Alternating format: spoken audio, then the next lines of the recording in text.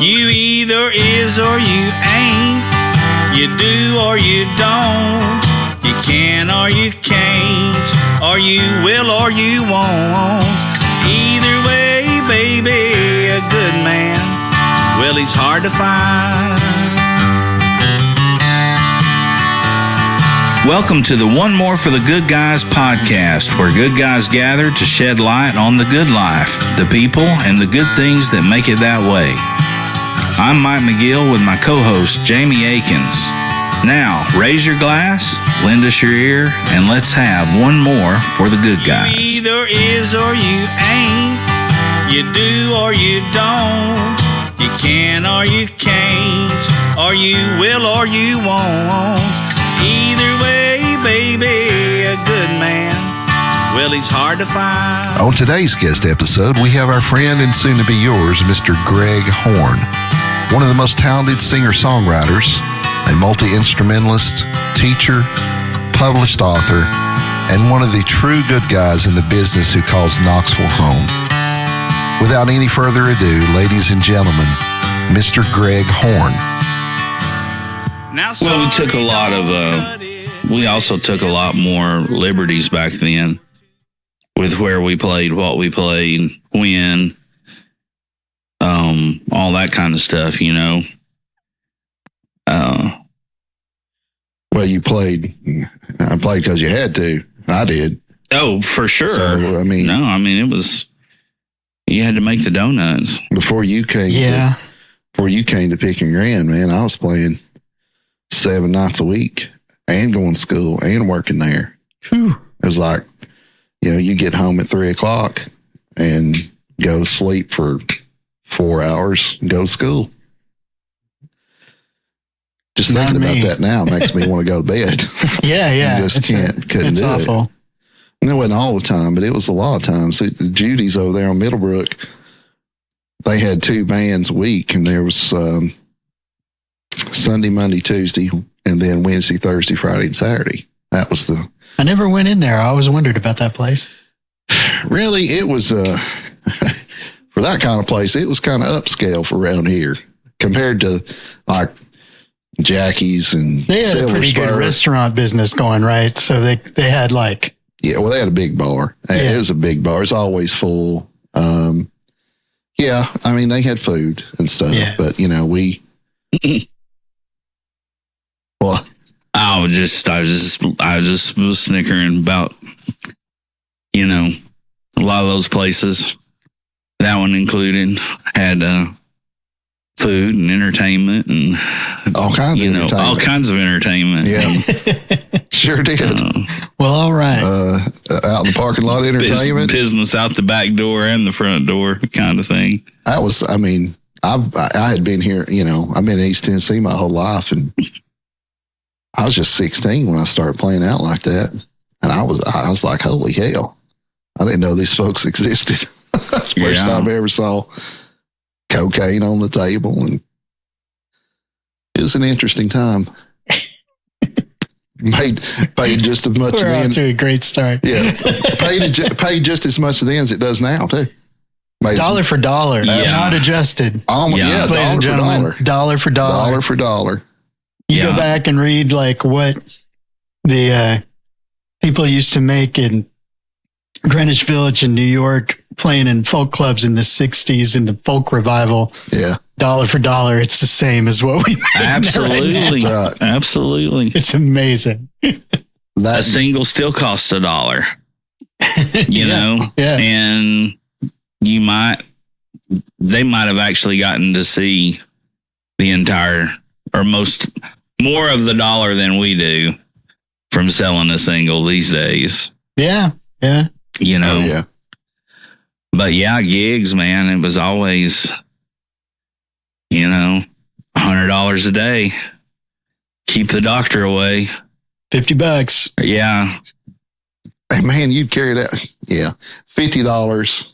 It was more, and like Judy's paid $400 for the weekend show, which was Wednesday through Saturday. But they paid one band $100 extra. And you couldn't go home. No. You had to play Wednesday through Saturday. Yeah, well, you weren't allowed to go home. But you kind of felt that way. We're going to take a break. No. You guys keep playing. They're coming in. They would do shit like they'd have these all-day music things on Saturday where they would expect the band for the night to come in and with their equipment. Of course, it was already there because you'd already played 3 days, and then everybody else would play your stuff, and then they expect you to do a couple sets during the day and then play from 10 till 3. Yeah. No extra money. Just to, for exposure. Absolutely. Yeah. Man, all the exposure we got. It was great. I did a lot of things, but I didn't get to participate in that culture as much. Yeah. Yeah, that was. Well, officially, welcome. Hi. Glad you're here. For you all that don't know or skipped the intro or didn't listen to who our guest was this week, it's Mr. Greg Horne, longtime friend and musician, multi-instrumentalist, songwriter, Easily published distracted. author. Yeah. Did I leave anything else? Teacher. And these are the music things. It takes a lot of music things to make a musician not starve. That's exactly. It sure as hell does. Go ahead. Oh, it sure as hell does. So I always tell everybody, we've known each other obviously a long, long time. I think that one of the first times the first time we were ever on stage together was back down at whatever the club was at the time, across from Barley's. Yeah. I don't know. It had 14 different names in 2 weeks. Blue Cats. Were you thinking of one of Sarah's things? Yeah, it seemed like there was some kind of get y'all come, one of those, or where there was 4 or 5 different people. I still have like a flyer somewhere. What was that called? It was something. She had a name for it. Sarah Perkle, I put it together. Yeah. I remember Trisha Jean. Okay, so we were all on, and then Andy, I guess. And Trisha was the one who told me that, because we sang a Buck Owens song. Oh, yeah. And I think we sang something else, and I can't remember which one it was. Yeah. And I saw the Drunk Uncles play at Corner Lounge for Podfest, I think. Or a time or two before that. But. Yeah, we played the first time we played there was we were doing something for Toys for Tots, I think. Seems like it was some kind of benefit deal. Yeah. But and of course didn't know nothing.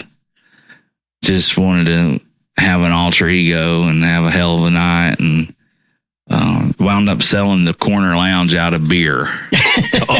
Sold them out of High Life, Bud Light, High Life, Budweiser, and PBR. That's that's peak Knoxville.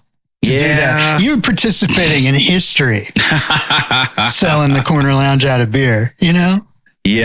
That place goes all the way back. It goes all the way. It really does. It really does. I can remember, telling some of the old timers or, folks my mom and dad's age or somebody, we're playing down at the Corner Lounge. Oh my God, be careful down there. Yeah. It's in Sutry. They all get arrested for a big fight, Yeah, that's the local knife and gun club. Not so much. Yeah. But evidently back in the day, that whole area, Happy Holler Central was, you didn't, if you fucked around, you'd find out. That's kind of the way I took it. Absolutely. Back in the day, like in 1992. Or even, but definitely like 50s, 60s. Yeah, for sure. I loved it when I love it now. I loved it when Ed had it. Ed Courts had it. That was a beautiful moment. That was that era. I loved that dude. Yeah, me too. Loved him to death. Yeah, Ed was a great guy, and I said it before, but when we couldn't get a drummer to commit to anything, Ed would come and rehearse us. Yeah, I got to play with him a few times. Just it would be a one-off. Yeah, it was like just a moment. A couple of times at those benefits that they had for Rick Wolf. Yeah, the Wolf Jams. Yeah, very memorable playing with Ed. And Ed was nice to me. He let me have a weekly gig there for a good chunk of time. Oh, really? And it would just be, a lot of times me and Ed and Adrian. Yeah. Yeah. And he was just he was nice about it. Yeah. Supportive about it. Adrian. I would do like a happy hour kind of thing on Wednesdays for a while. That was a great happy hour bar too. Yeah. Back then, I'm talking about what we need in I'm sure it is now too. Bar culture is go there that much anymore. We need Tim Lee talked about this for years and other folks too, but we need the happy hour music scene to break through. Now it could happen any moment. I think it could. If anybody went for it. If somebody would just say, I'm going to do it and be consistent with it. I think the audience would be there. A thing. Yeah. Because all those people that came and seen us back in the day are our age now too. Yeah. And they don't want to be out till 1 or 2, 3 o'clock in the morning anymore. You know, I mean, or even 9. Yeah. Well, I wasn't going to pigeonhole us too much. But it's fun. I mean, But I'm with you. It's understandable. Yeah, sure.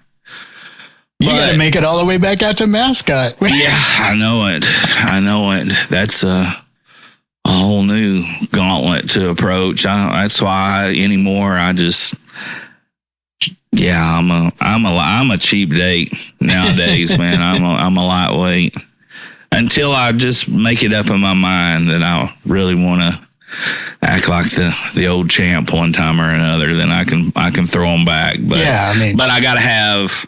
Well, you have to stay somewhat in shape. Yeah, I have to have a safe space. Right. I can't even think about. You gotta have a clean runway the next day too. There can't be no work involved. No, maybe 2 days. 2 days. Yeah. It may be 2 days. A refractory period. You got to be holed up in Rugby, Tennessee, where you can't go nowhere. I told somebody this the other day. I think about that line in that Hank Jr. song. Every time you pull a good one, hangovers hurt more than they used to. But at any rate, man, I wish I could think of the name of that. I almost had it. That little deal. Was it like rodeo? Something rodeo? Something. It was something. Man, that was a lovely time though. It was. That was always a weird place. Yeah, because you never knew what was really going on over there. Was it Blue Cats then? I mean, it could have been. I can't really remember if it was. And it was before that. Sure. Right. Yeah. Yeah. It was definitely during the Blue Cat time period, so it probably had some was. Quick name changes there for a minute. It seemed like.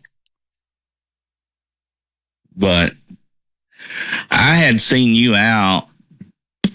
And of course, heard your name plenty around town, but I think that was our first ever interaction of really singing or doing anything together. Was back then. So, well, I'm glad it blossomed into further. Yeah. Well, so did you grow up in Oak Ridge? Is that where you're originally from, or are you a transplant? Are you a native, or what's the? And the reason I start out we won't spend a whole lot of time on it, but you have bar talk, you have music talk, you have and that's where we always see each other. So actually, getting to know some things about most people that's been on this has been kind of the fun about a lot of it, because I've been working my way through some other episodes because they're all my friends. They're on the other episodes, and it's nice to hear those. Well, good. That's a cool thing.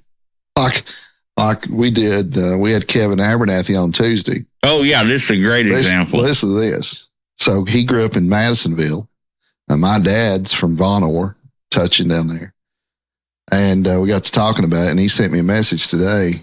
Your grandpa was a constable. Yeah, my granddad was a constable.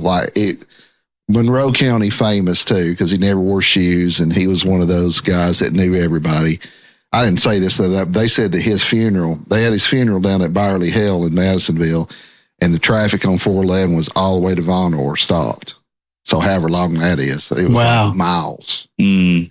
One of those guys, knew everybody, died young, died before I was born. I was talking to him about it and, telling him my name and our last name and that dad was from there. He got his first guitar. Kevin got his first guitar from my uncle. Wow. It's my great uncle, actually. He told me he traded an Atari game for it. For an old Silvertone. For an old Silvertone. Because he said he still has. Yeah, he said he was telling us about the Silvertone Tuesday, but today he's like, yeah, I got that Silvertone from Barney. I was like, you're shitting me. Because I talked to Dad and I said, did you know an Abernathy? He's like, yeah, had some gas stations. He was buddies with Barney. Yeah. What was his name? And I got on Kevin's Facebook and I looked up all the Abernathy and I said, Charles, maybe. He's like, that's it. And then Charles Abernathy is friends with my uncle on there. And I was like, there you go. Sure enough. See? Crazy. Yeah. Incredible world shrinking experiences. And on top of that, I sort of started playing guitar because of him, Barney. Yeah. Sort of. Wow. He had picked it back up for a while. He was from what I understand, the non-musical one of that group of brothers. He wasn't in the band, and he was the youngest. He's only 10 years older than Dad. Okay. And his dad's uncle. So Dad was the late one, and he had started playing guitar again about the time that Dad got me one. And then the whole Bud Brewster said, Jamie, why don't you teach guitar? It's like, because I only know 3 damn chords. It's like you just got to stay one lesson ahead of your students. I was like, okay. It's truly great advice. And next thing I know, I had 20. Yeah. And I was like, okay. That's how it worked. I'll do it. Yeah. Those were good times. Yeah. Yeah, I miss that a lot. I wish I could have worked there forever. Had a much higher pay rate. But that was the best job I ever had. Yeah. I enjoyed it a lot. Yeah, well, we came to Oak Ridge in 78. Okay. I was 7 or 8. Okay. I guess I was 7 going on 8. From Indianapolis. Okay. My dad is a retired Presbyterian minister. Yeah, I knew that. So we didn't come to Oak Ridge Horne. to be in the sciences, but everybody in the church is United Presbyterian Church. Everybody in the church was PhDs. Yeah. Like just, tremendously. We had people who were, on the cutting edge of all kinds of things. Oh, I'm sure. Yeah. We're kind of people that were around as adults when I was a kid. But yeah, we had lived in Indianapolis. I was born in Newark, Ohio. My dad had his first full pastor job was in Newark, Ohio. But we only lived there till I was like a year and a half. Yeah. So I'm technically an Ohioan, which I like to claim when I'm in Ohio or in the Midwest. I do feel like I have a lot of that. And I went back to Ohio for college and where at? Felt at home. Worcester. Oh. Yeah. So not like Worcester. Not the Worcester. Not Worcester, Not where they have the wicked pisses. No, Worcester, Scottish Presbyterian school, like kind of like Maryville. We were also the Fighting Scots, right? Similar deal. You could at Worcester, you could have I didn't do this, but you could get a scholarship to play bagpipes in the bagpipe marching band. Oh, man. That would march in before the other marching band for the football games. Just think of all the gigs you could have got with those. I know, but that would have been fun. Yeah. But yeah, I grew up in Oak Ridge, started taking guitars. I've got my guitars there from Scott Lombard, I don't know if you ever met him, Jamie, but Scott he used to come in and take, more recently, when we were still at Pig and Grand, he would come and take fiddle lessons from Tim Warman. But he had a music store in Oak Ridge. Oak Ridge had, Lynn had a shop there, Broadway sound guy. And then Scott Lombard, and then what was Scott Lynn's last name? I know it as well as I'm sitting here, but I can't think of it. I couldn't tell it to you. We'll think of it in a little bit. Yeah. The other guy, who was the other Scott guy? really set me up, and gave me lessons and was very encouraging. And he would make sure, like, he would give us really good trade deals on stuff to get the next step, keep you coming stuff back. Not just that. Like, I mean, it was I got you. It was encouraging, friendly behavior that he did for a lot of people. That you don't always see that kind of thing, but yeah. There was another guy in Oak Ridge too that restringed the bows and stuff. What was his name? Oh, Jonathan Goldstein. That's right. Yeah. Yeah, he's still there. Yeah. And Jonathan had worked. I don't remember if he actually worked in Scott's shop, but there was a connection there too. Yeah, okay. And Jonathan does all the string program stuff for Oak Ridge, and did he have a son or maybe boy, I couldn't tell you. Or maybe I knew a John Goldstein that was a banjo player at one time. I only knew a really knew Jonathan, the luthier. Yeah. Yeah. Yeah, he did all the bow restrings for Pick and Grin. Yeah. And I used to, sometimes I'd run them out there, if he couldn't make it out or if we had to have one or something. Saw him a lot. Oak Ridge is a weird town. It really is, isn't it? Yeah.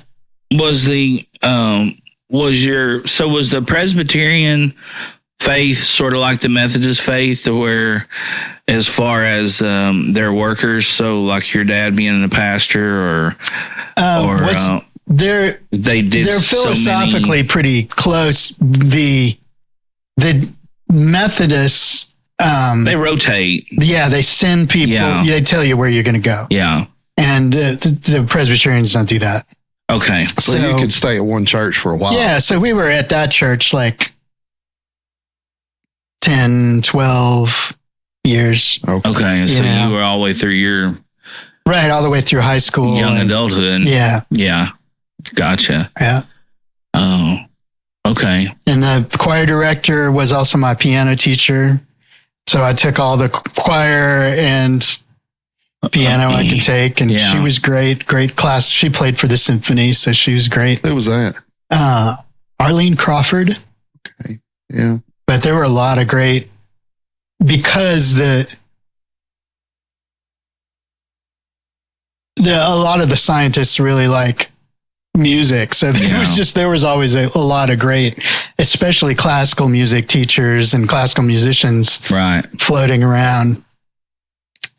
Was the community symphony was real good. Was the church music or the classical music, was that what gave you the bug, or did you? It's not what gave me the bug, but it was the first thing I was able to kind of like jump in and do. Experience and be around and be a part of. Yeah, and I asked in third grade. I asked for piano lessons. Oh wow! And so as I started with piano and then picked up guitar later. I did really want to play guitar, but I kind of didn't jump on it until like 13.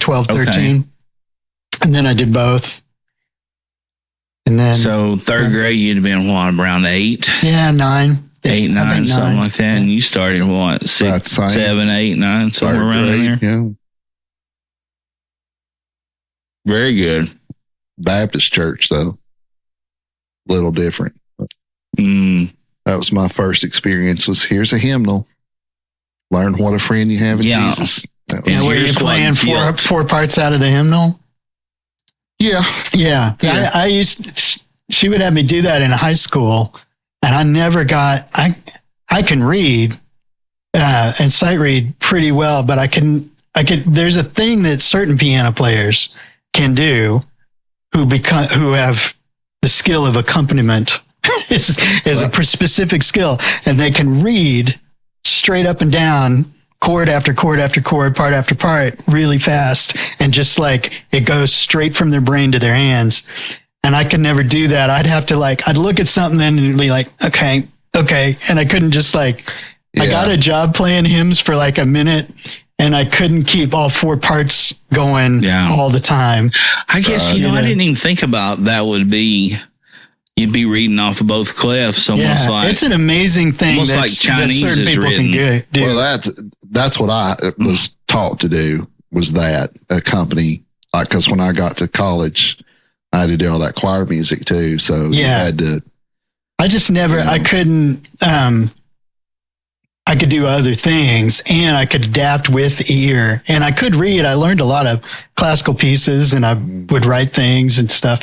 But doing that specific thing where you just keep it up on the fly and you don't let your brain get in the way, and some of the people who are really good at that are not necessarily good ear players. Yeah. And so they'll tend to admire ear players a little bit. And we kind of. Or scorn them. But some, if they know, they're usually, when we all realize what skills we kind of have and kind of don't have, it's neat to.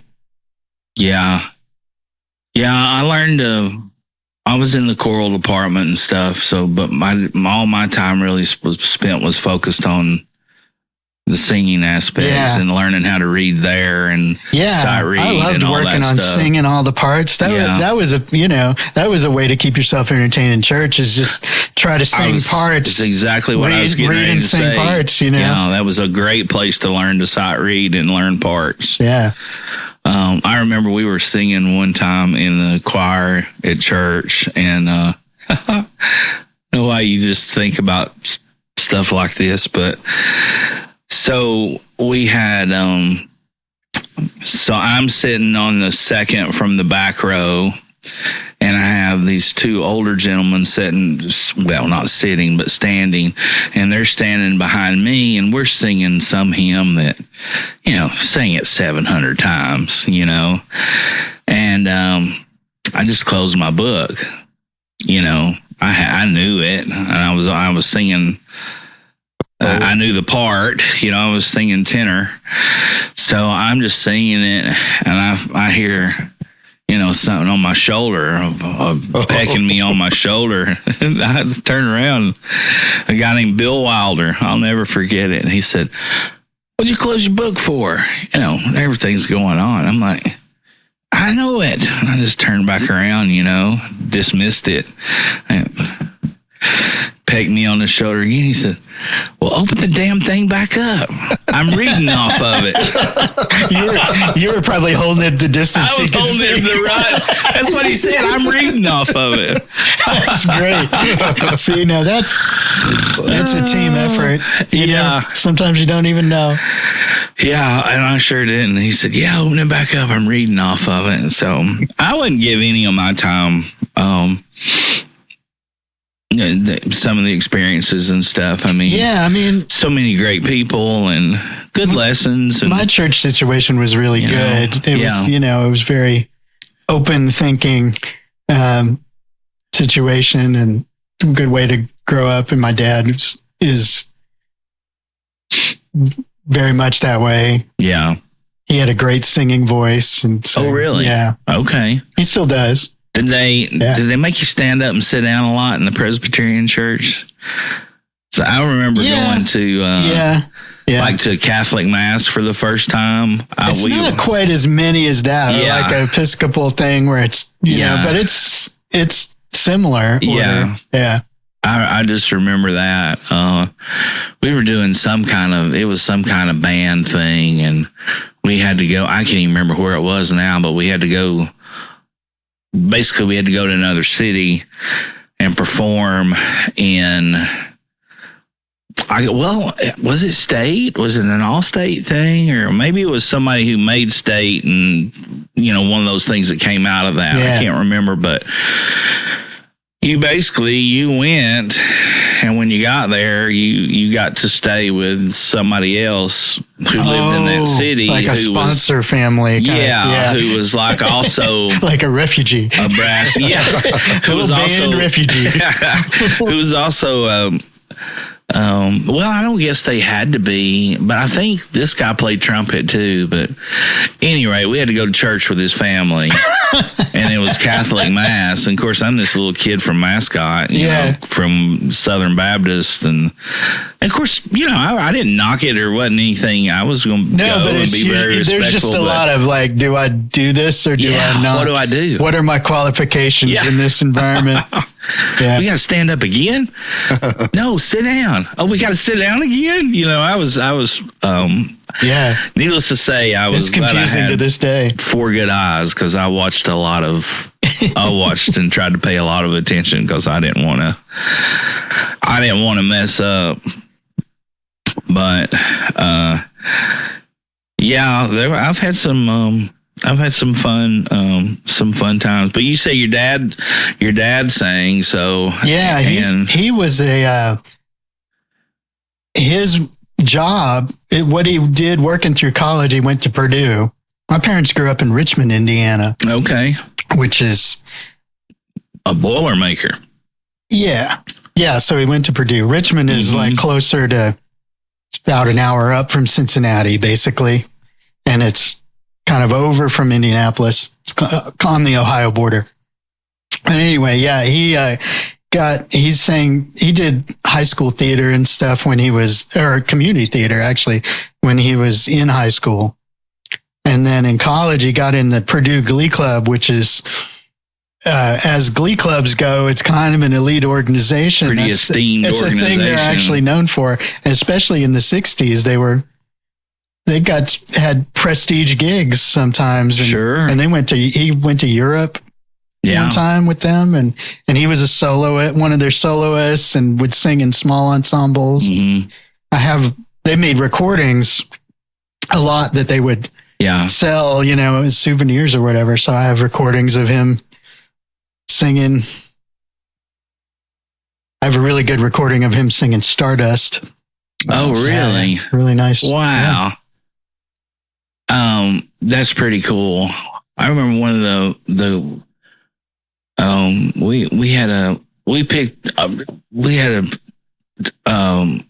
come on, brain, you can do it. Our guy at school, our conductor and our teacher of all that stuff was Dr. Melton, and he picked a piece one year for state that was in French. Oh, yeah. And, you know, you sing in Latin a lot. You sing in even Italian and Spanish and a lot of that stuff in the period pieces. But this was French, and he was just this stickler to the details, you know, and just tremendous guy. But he brought the French teacher in, and we learned how to say and pronounce as if we were reading it before we even tried to sing it, you know, or tried to learn parts. Miss Allen, that's right. And I still, to this day, I wish I could find that recording, because we got finished with it, and the guy who, I think the judge at the time was maybe the doctor of music at, I think it was Auburn University, but he came up and he was just like, that was really something. Man, like, that's you awesome. all should be proud. And I wonder, I've thought about trying to contact Dr. Melton and try to get a recording of that, you know, to hear it again. I can't remember that much about it other than. Probably be good to get in touch with him anyway. Yeah, you know, he's got stacks of that stuff. Yeah. And he would have stuff my brother was on too back from the day. So that's not a bad idea. I probably should. Well, was Mom, was she a music person, or she just? I play, one of my 2 fiddles is hers. Okay. She did not play fiddle. She played classical violin in high school. In Richmond, they had a good, which have strings for everybody listening, and fiddles have strings, right? Yeah. And where they grew up had a really strong arts program. So she wasn't playing violin or strings when I was a kid, but she was singing in church, right, and loved music. And they both had loved live music, and they liked songwriters, and they would get interested in things. And so we listened to good stuff. right. And now, like, kind of looking back, I think my mom, a lot of that was stuff that she would get interested in. She really liked Harry Chapin when I was a kid, Nice. which, he was a singer-songwriter in the 70s. He was known for story songs, these songs that would be too long to be on the radio. Yeah. But he considered them short stories, and he had just a different way of writing. Kind of not exactly. It definitely wasn't rock. It wasn't exactly folk. But It was a visual style of writing. I think that made hearing good songs a lot, and to the point where we learned them and sing along. Yeah. Made a big difference. Well, my mom was an artist. Okay.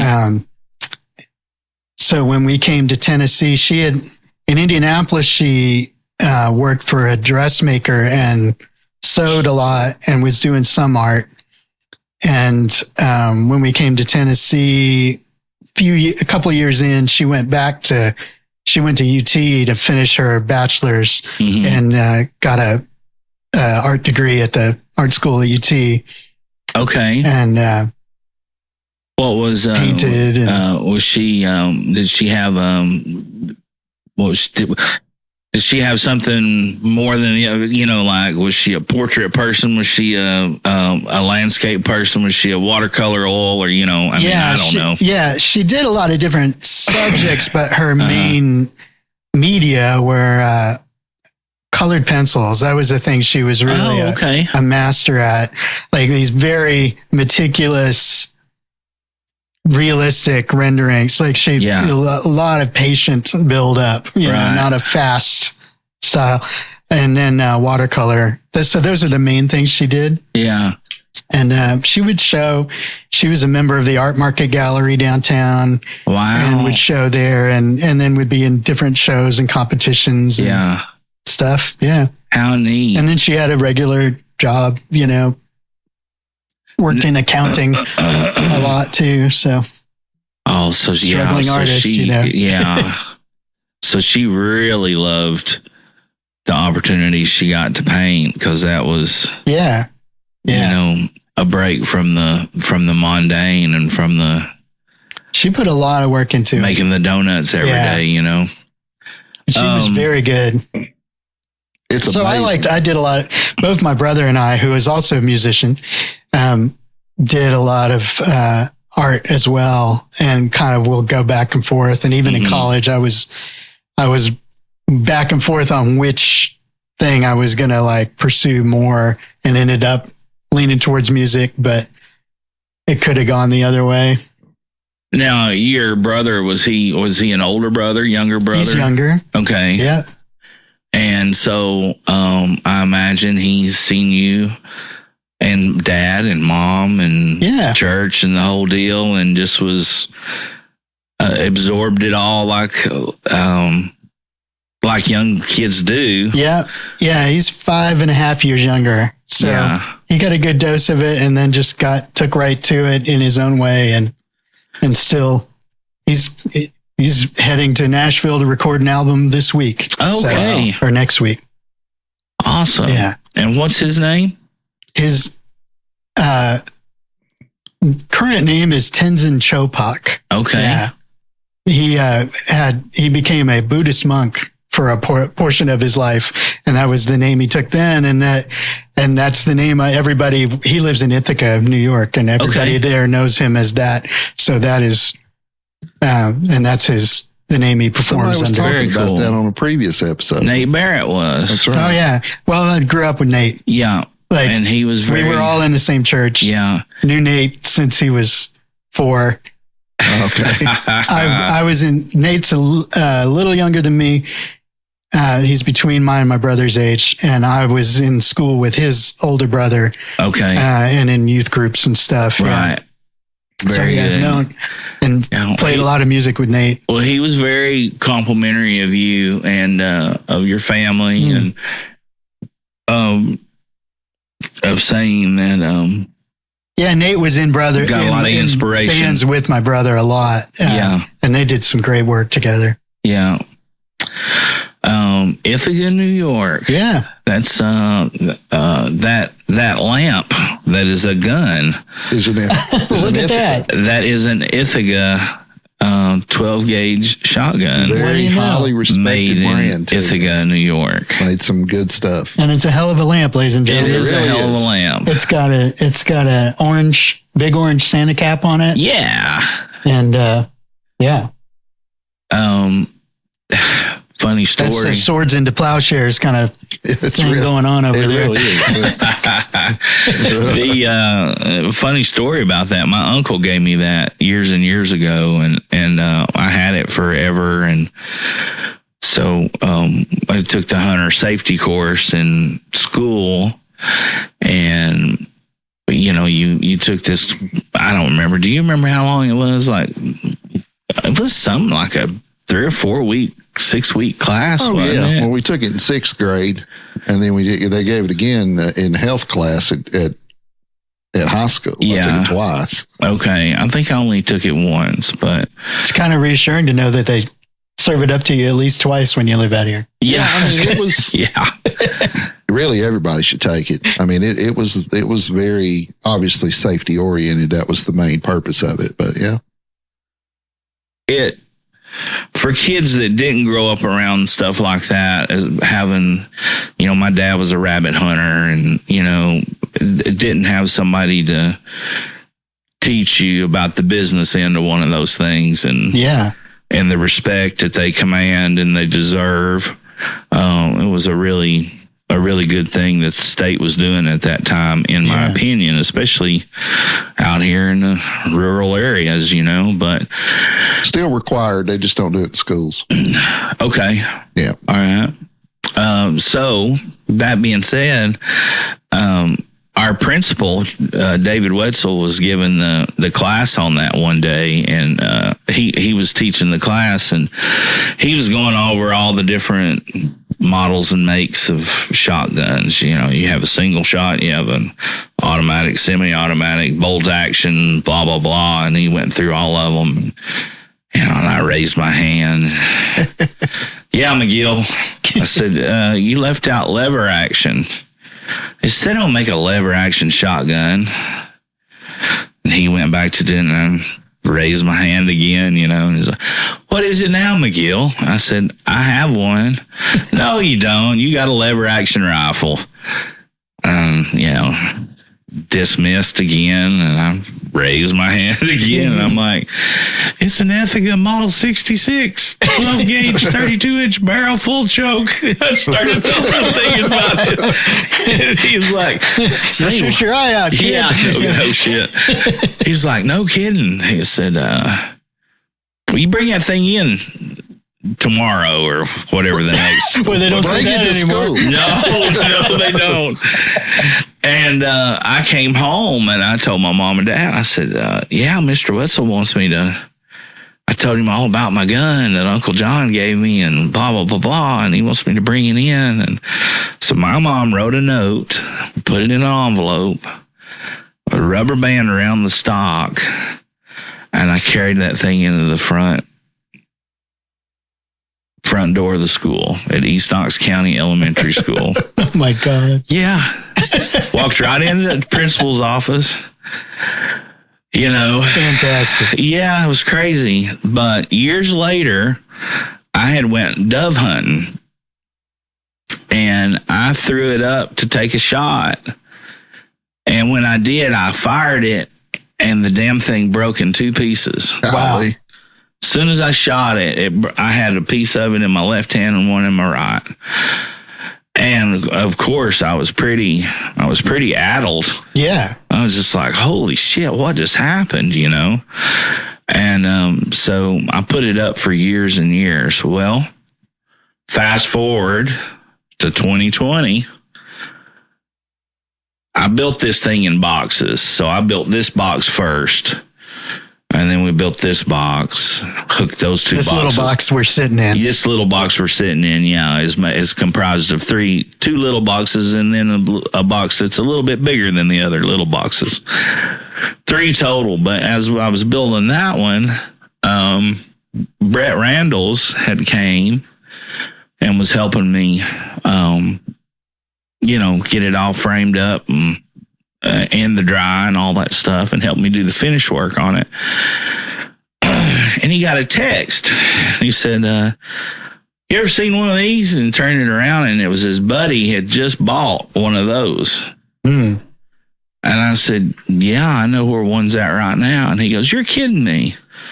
I said, it's in 2 pieces, but I know where it's at. My dad had stuck it up in the basement, along with 7 pairs of hedge clippers that didn't work. I mean, you might need them. Well, parts.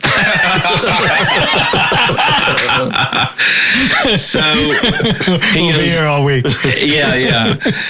So he says, well, my buddy needs a firing pin. This one's got a bad firing pin in it. I said, well, let's go down there and look. I said, if that one's good, I said, just take it and give it to your buddy. I said, you just don't see those very much. And I said, there's no, if he can't find one, I said, just take that one. You sure? I said, yeah, I'm positive. I said, hell, it's been hanging up down there for years. So long story short, and it worked. And Christmas, a couple of years later, this was probably, no, it wasn't Christmas. It was 2 years ago. So it had been in 22, my 50th birthday. He came in, and if anybody knows Brett, he's one of those guys that can, he's a MacGyver. Yeah. I mean, side grinder, coat hanger, chewing gum. And stuff you'd never think about. Yeah. You got the St. Louis Arch. Yeah. It's like crazy stuff. Yeah. And, he said, I brought you something for your birthday. And he came in and he had that thing, and he had put it back together. He had done dowels and welded it all back together. And of course, it's non-functional, but it's a beautiful lamp. It's really pretty crazy. I was tickled to death with it. So, first time anybody we've ever, it's first time on a podcast but Ithaca, New York. Sorry, they still make. They still make lever action shotguns. And hey, folks, if you're looking for a cool, eclectic place with an outside patio, plenty of UT sports games, cold beer, and live music on the weekends, then look no further than one of our homes away from home, Trailhead Beer Market, located at 1317 Island Home Avenue in South Knoxville, Tennessee. Trailhead is South Knoxville's first beer market, situated on the banks of the Tennessee River and in the backyard of the Urban Wilderness and Iams Nature Center. You can find more info on Facebook and Instagram about specials, live acts, and the goings-on, and be sure to tell them McGill and Jamie sent you, and have one more for the good guys. I do love those commercials. Oh, yeah? Yeah. Well, thank you. We wrote those. Yeah, I like them. I just download the music off one of those.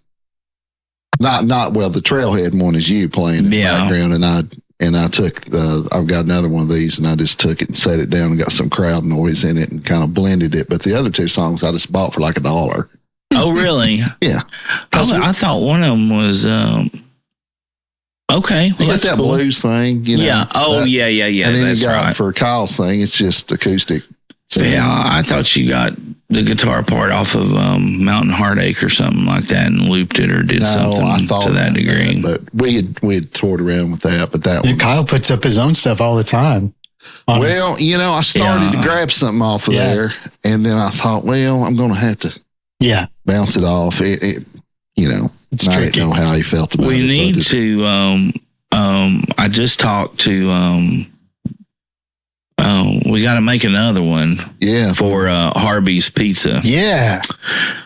Carl's wanting to. That's my neighborhood. One. Yeah. Jamie almost bought Harvey's Pizza one time. Oh yeah. Back when I had Empire, or as I Love New York then, but John and I bought that, and then Harvey's went up for sale. Mm-hmm. And I didn't. I mean, nothing against their pizza, but I already had my own stuff. So I was just going to use the location, other stuff in there. Right. You know, but yeah, I think that was about the time we ended up with the deli downtown and just didn't need a fourth or a third rather location. I was already suicidal at that point. Well, we need to. You're not. That's good to know. Thanks for letting us know.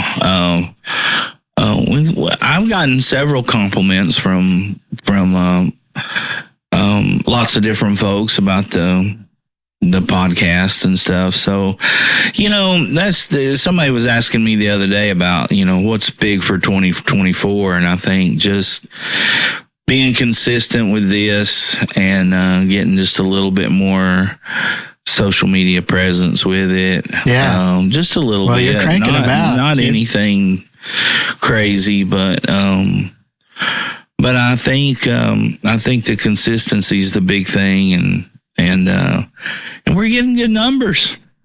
Oh yeah, you know, right. People are listening. You know that you didn't. I don't think you saw it, but that reel you posted got 5,000 looks. Oh, see really? That? Yeah. What'd you post on Instagram? Yeah. And they kicked it 5K. No shit. Yeah. For Kyle. Damn, I need to do another one. They do it once a day. Yeah. Okay. That's our next step with this is that sure. We have the video rig. I already bought cameras, so we're going to that's another big thing. We're going to try to start. But doing some video. Anyway, long story short, the cameras I bought, I got one of the new ones in last year's model. They got a design flaw on them because these batteries and these cameras only last about 30 minutes. Yeah, they overheat. Well, in this one, these are Sony ZV-1s. I have one. Do you? Yeah. We got 3. You can totally work around that though. Yeah, put it on high. And run them on power them that's in. the thing is the original one has. This is Tech Talk. Tech Talk with Jamie and Greg. Welcome back to Tech Talk. You know, on the original one, I forget what the new one's called. I got the brand new one too. Yeah, I got the first one. Yeah, and you know, right there where the mount is, the battery door, if you got it mounted, it won't open. Mm-hmm. So I had to buy. I found it on Walmart.com, if you can believe it or not. But this side mount that offsets that and allows the battery door to drop, so I can use the exactly. Yeah. So that'll be here tomorrow. I got mine. I'll show you mine in the car. Nice. I have a little cage on mine. Yeah. Those are great little cameras. They are, man. I bought mine and used it when I was doing Zoom lessons when we were. Yeah. And it worked great as a webcam. Autofocus is fantastic. Yeah. I've got several. Like we dabbled. You know, Adam McNulty. Mm-hmm. We dabbled around with filming some things back in 2011, 12, whatever. And that was when that 5D Mark II came out with full frame. And I got one of those. I got it used.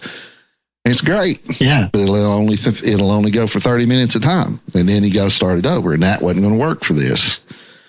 Because I was going to use that and film it in 24 frame and just make it look silky. Because we're not moving. I mean, he'll just sit here. And I thought, God, I'm going to have to color match that. So I just said, nope, I'm just going to buy 3 the same thing, set them on the same settings, and let it roll. It's already a lot of editing to do this. It's a lot of work doing anything technical. Yeah, it really. And the technology is great. It's available to us, and it transforms itself every 3 years. It really does. It's still it's a learning curve every time you jump in.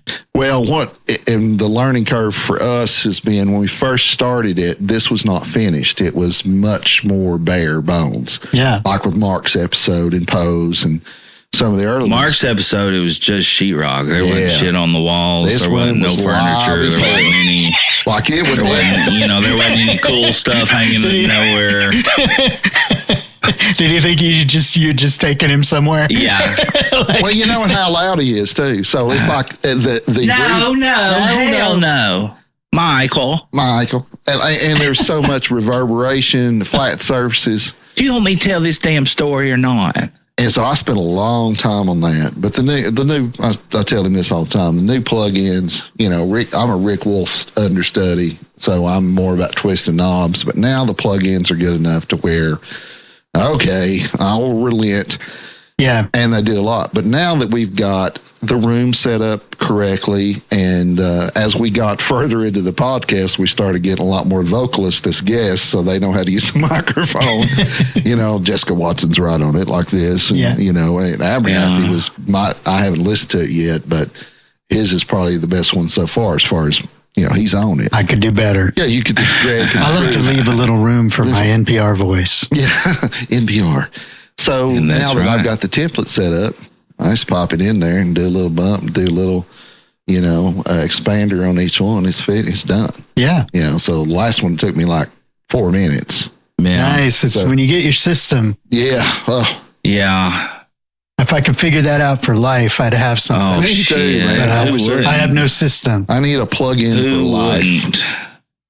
Well, that was the big thing. If you go back and you say you've been listening to, but I listen to them every Monday at work too.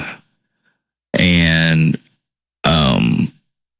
because you forget, I mean, we're, for you, those of y'all that don't know, we're way ahead of, actual time of when this is being recorded and when it's going to come out, because, 8 or 10 in a can. Yeah. And the great thing about it is life's going to happen. Something's going to come up. There's going to be, somebody's going to have the sniffles or not feel good, or, mama's going to need something. Not be able to come on Monday. Yeah. Yeah. Sorry.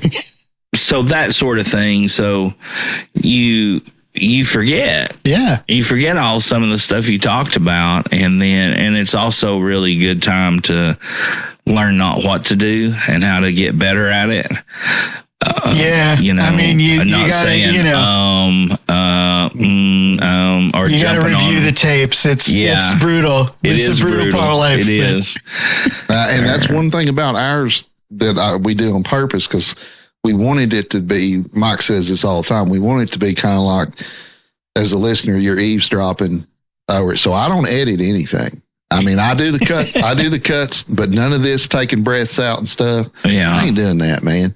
I use a little bit of a gate. That's enough. I'm not doing the rest of that stuff. I want it to be as organic and live as it can be. I mean, that's why we start the way we do.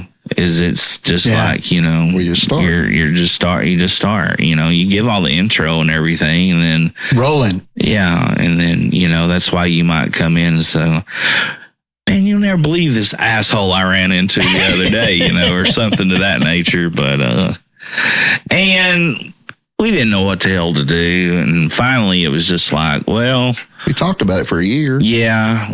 First. And I talked about it for 3 years before I talked to you about it for a year. And I was finally... Well, y'all at home would be glad to know that Jamie and Mike have matching recliners. Yes. Compliments of the...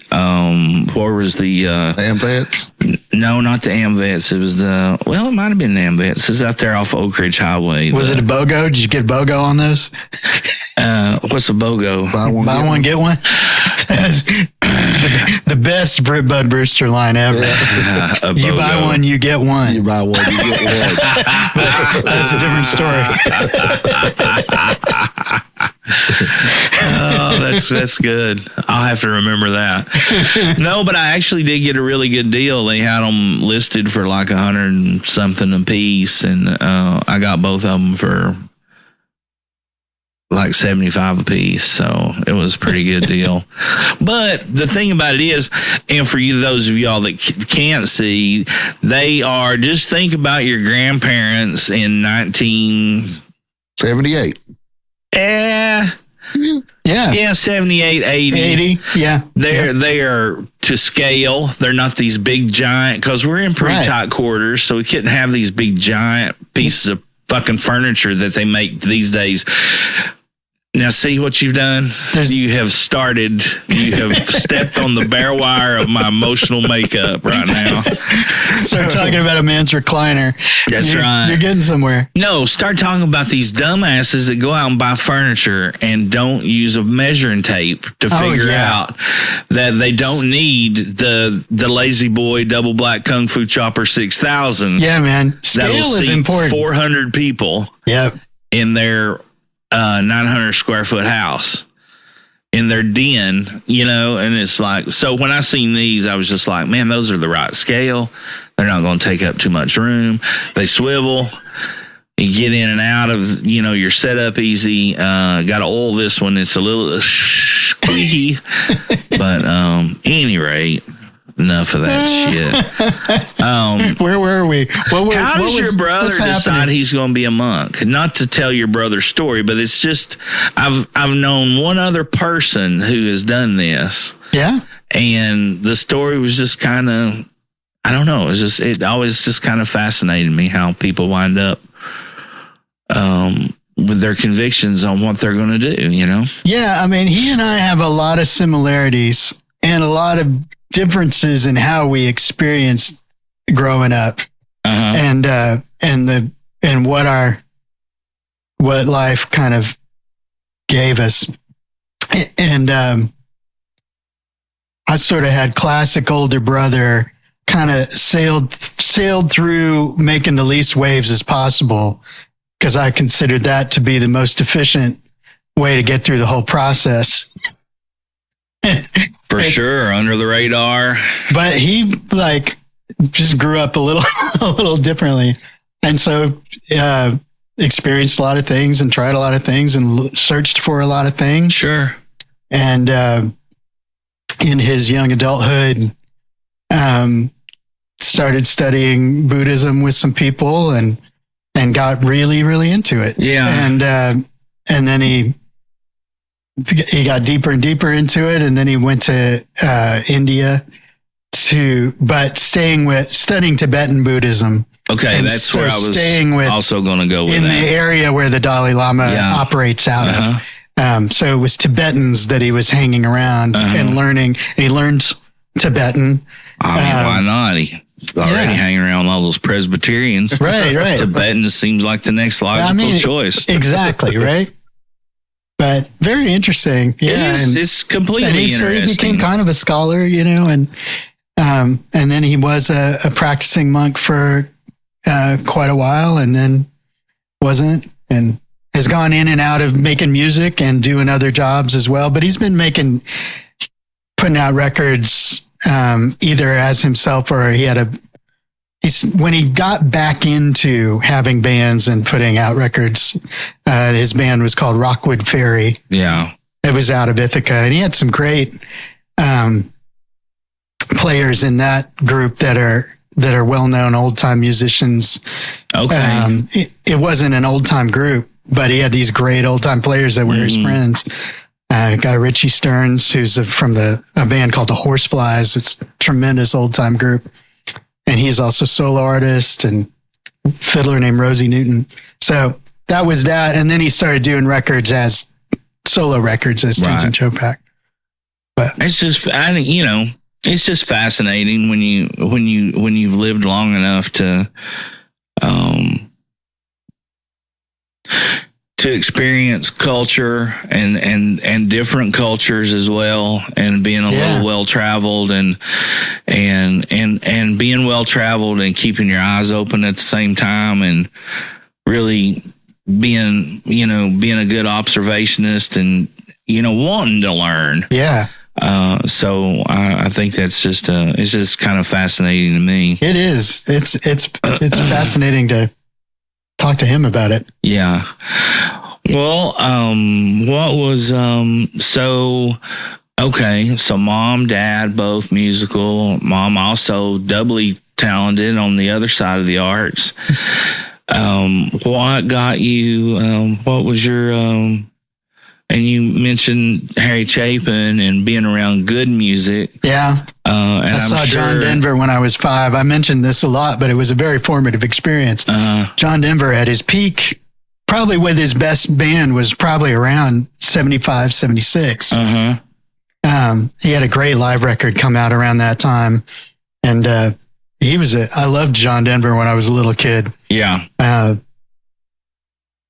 so, just getting to see a lot of things. And I got kidded a lot about John Denver. Oh yeah, I mean he's the butt of a lot of jokes, but I kind of had I had the glasses and the little round ones and the whole, the same. You had blonde hair. I had real straight blonde hair. I didn't have the glasses, but I wanted them. Yeah, there's a before you leave, check out. There's a mug over there with a picture on it of me on Santa's lap when I was a kid, and it's white, bleach blonde hair when I was a kid.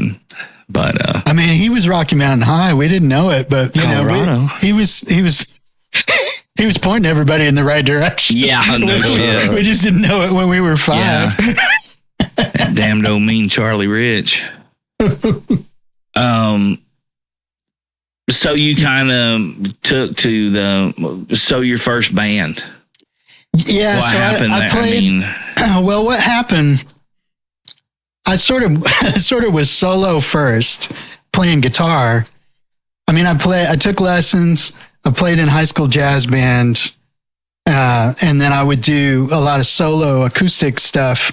And I was really taken with talking the mid to late 80s, with the mid 80s, with there were a lot of. There was a brief moment where a bunch of fingerstyle guitar players and new age musicians were doing really well and getting famous. So Leo Kottke was kind of coming around again. He had been famous since the 70s, but he was, this guy, Michael Hedges, who was he was like the Jimi Hendrix of the acoustic guitar, just did crazy 2-hand tapping, a bunch of stuff you see people do now. He was one of the first people anybody saw do it. Yeah. And I got we saw him play in Knoxville, and I got really interested in what he was doing. And I was interested in, I wasn't writing words yet, particularly. I was interested in writing instrumental stuff. Right. So that's what I was doing kind of through high school. So you hadn't quite found your voice, or? Right. I mean, I was singing, but I wasn't writing, and I kind of wanted to rock too. So I was learning songs and stuff, but I wasn't writing yet. Yeah. And just real quick, not only now you're exposed to a lot, like you said, good music and of all different varieties. And then you enter the 80s and we're just getting beat over the head with crazy influences of all sorts. Yeah, it's all over the place. Yeah. So there's there's and then MTV. That, so that guy was a real formative influence, but so was a punk band that came out of Oak Ridge called Jesus Chrysler. That was the first punk band out of Oak Ridge out of probably this area that got kind of a record deal. Yeah. They were on, Toxic Shock, I think, was the record. But, seeing them was fantastic, a couple of years older than me. And because it just showed you what you could do. And we had a lot of friends in high school that had punk bands. One thing that happened, well, two directions. Okay. So one is that through seeing Michael Hedges play and becoming aware of those kind of people, I signed up to go take a week at a guitar workshop in Connecticut. Okay. Because he was going to be a guest artist.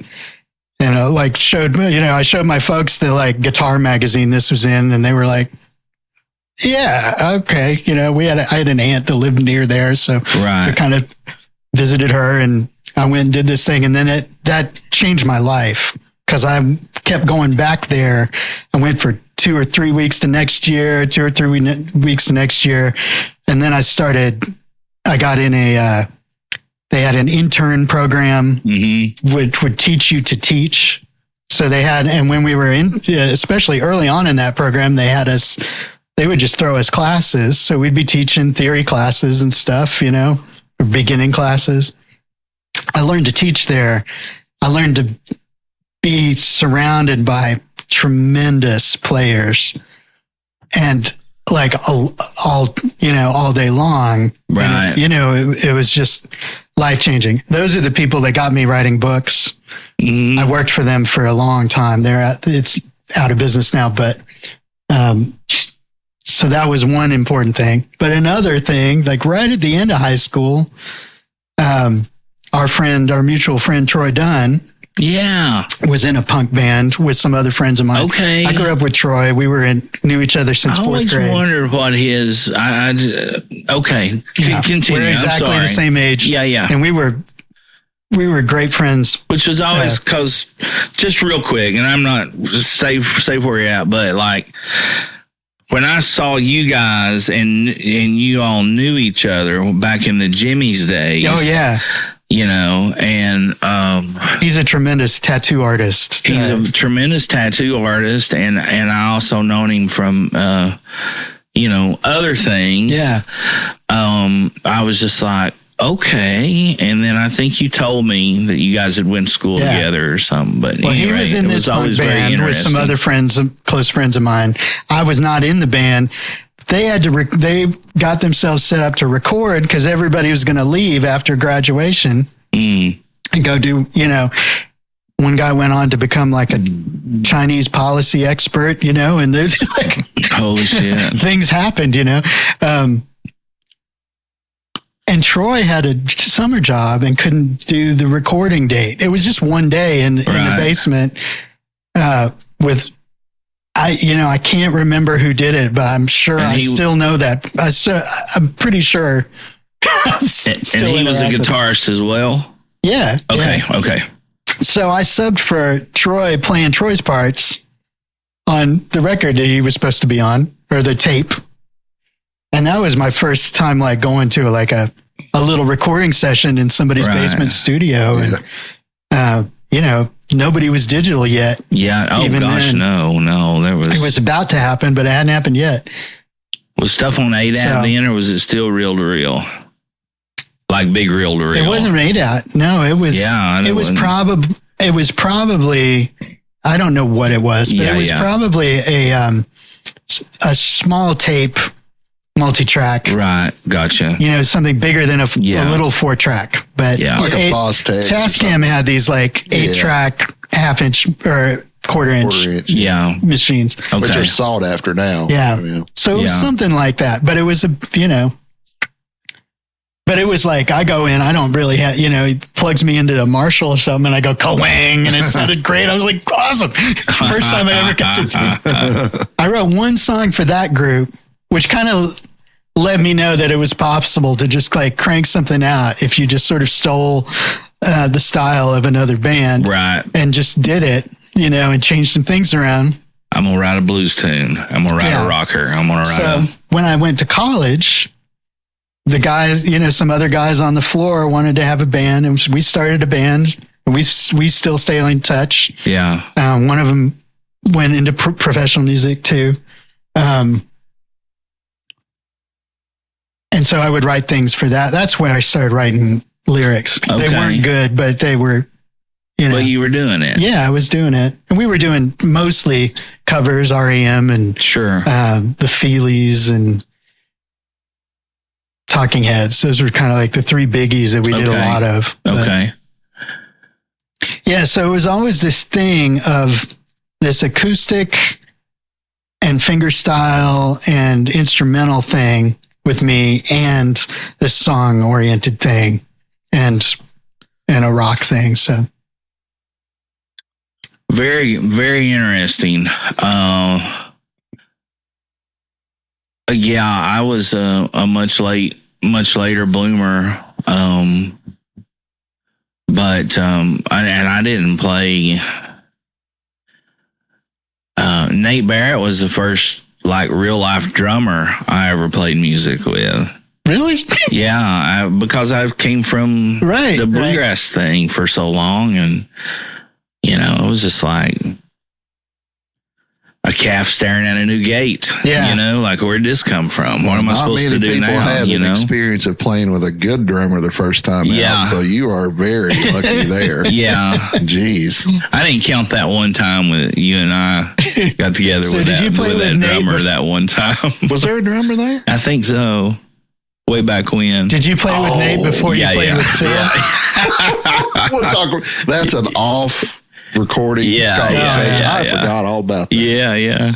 That was not good. Did you play with Nate before you played with Phil Pollard? Well, I take that back. No,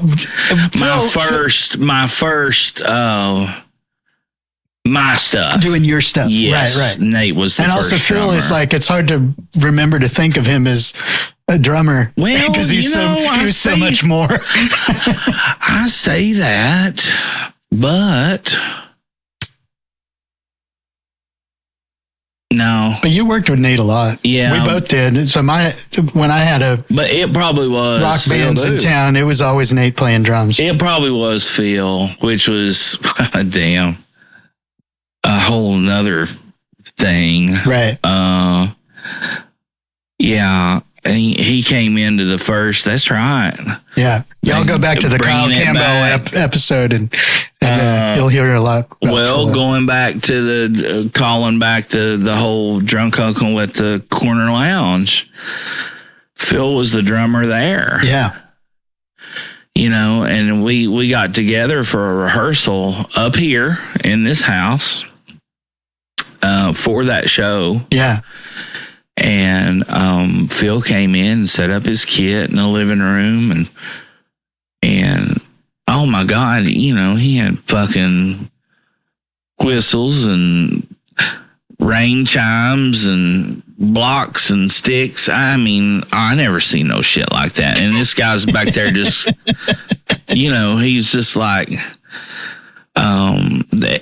there was a cartoon. I mean, he could look like he had 8 arms if he wanted to. It totally could look like he had 8 arms, and I remember talking to Jeff saying, what the fuck is this guy doing? It's like, you know, we just need a little small trap kit, and because we were playing, you know, Buck Owens, and we were playing hardcore, like honky tonk stuff, you know, and coming from that traditional bluegrass world, you know, we need to be doing it like we heard it, and that wasn't the way we were doing it for sure. Right. But I learned to embrace it, and that corner lounge gig, Phil comes walking in an old Amico. He wore it all the time, and Jeff and I gave it to him, and he cut the sleeves out. It was like an old Amico service station, like a work shirt. Yeah. Oh yeah, I can see the shirt. I know the one you're talking about. Yeah. And he come in wearing that shorts, usually unbuttoned. Shorts, no shoes.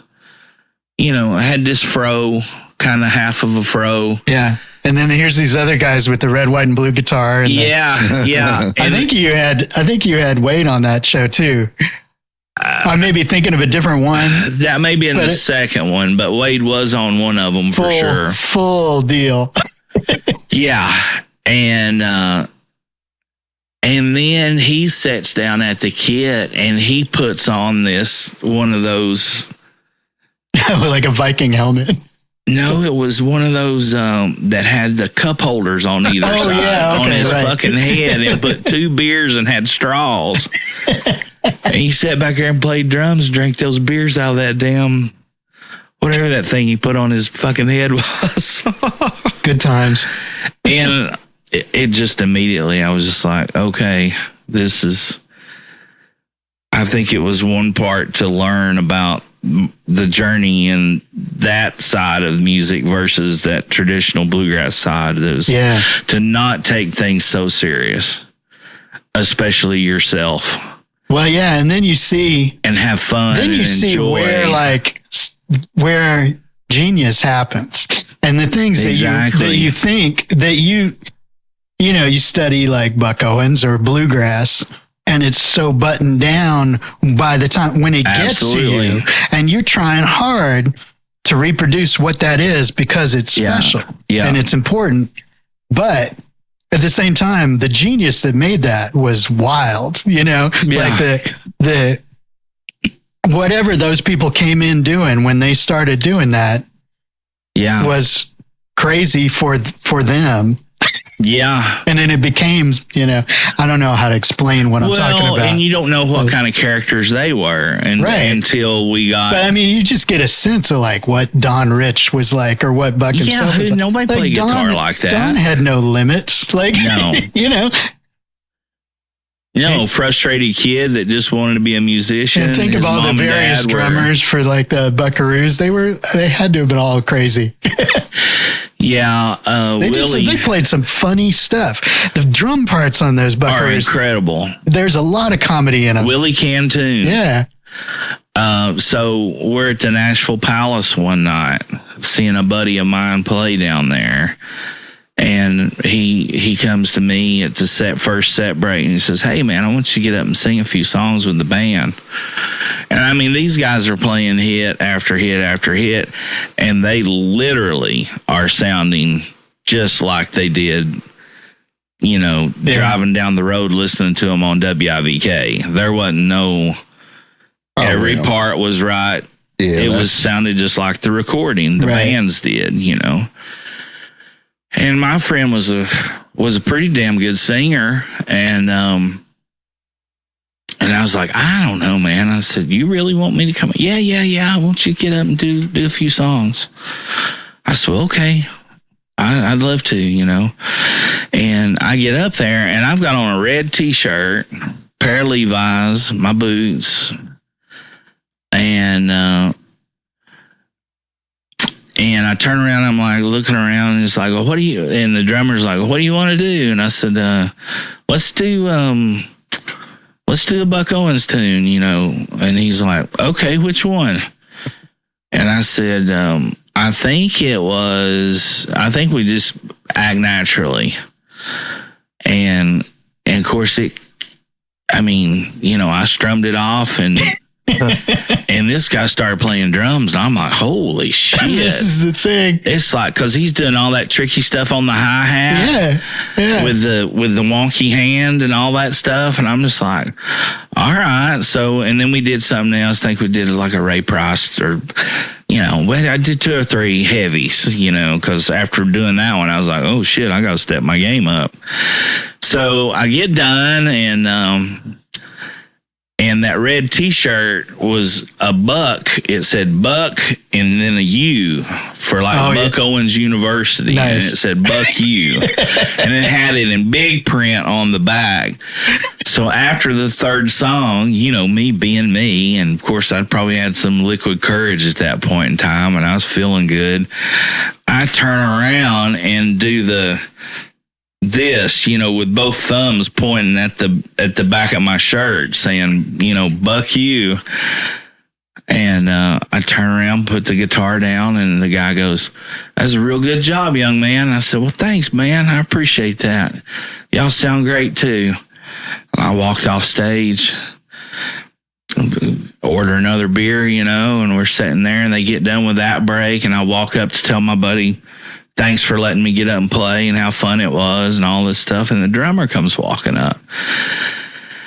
And I said, man, some of that stuff you were doing on those songs, I said, you sound just like that drummer from the Buck Owens records. I mean, it was just perfect. And he goes, I'm Willie Cantoon. Oh my God. I was like, oh my God. Oh yeah. I was like, well, no wonder. I mean, I just immediately said, what a pleasure. Right. I said, I'm sorry if that was, and he goes, no, he said, you didn't know. And I was like, man, you don't know how many miles I've rode around listening to that shit and just like, man, if I could just find somebody that'd do that, because that's the guy. It was way out there. And he was young then too, I think. Yeah, real young. I think he was real young. Real young. And there was another one of those shows that Sarah put on that I think, or maybe Sarah didn't put this one on, but it was Hector.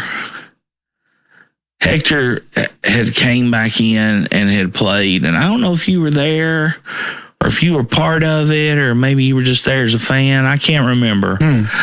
But he had a drummer that was playing with him that night. I don't know. I wouldn't know him from Adam, or probably wouldn't recognize the name, but he was doing some of that wonky hand stuff and doing all that hi-hat ride stuff and that syncopate. Yeah. Was it Doug Klein? It could have been Doug very Klein. Well could have been. It probably was Doug Klein. Probably was, but that's the only other time that I had heard it like that, that it reminded me. Then it probably was Doug Klein. Yeah. You should bring Doug Klein in. I think, we talked about it. I think I'd love to do that. Yeah.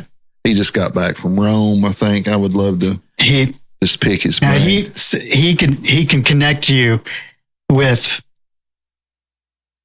the pre World's Fair Knoxville, and then like that whole scene of him and Hector and all those guys that did TV, all the Nashville live music TV stuff. Yeah, that was Doug, and he was one of Pick and Grin's owners, I guess. Yeah, right? At one time, part of the gang. That's how I got to. But he always played with the Lonesome Coyotes. Yeah.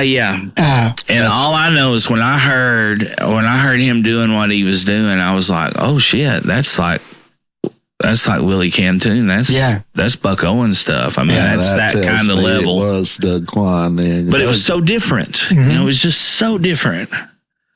But at any rate, those guys spent a whole chunk of their lives back in.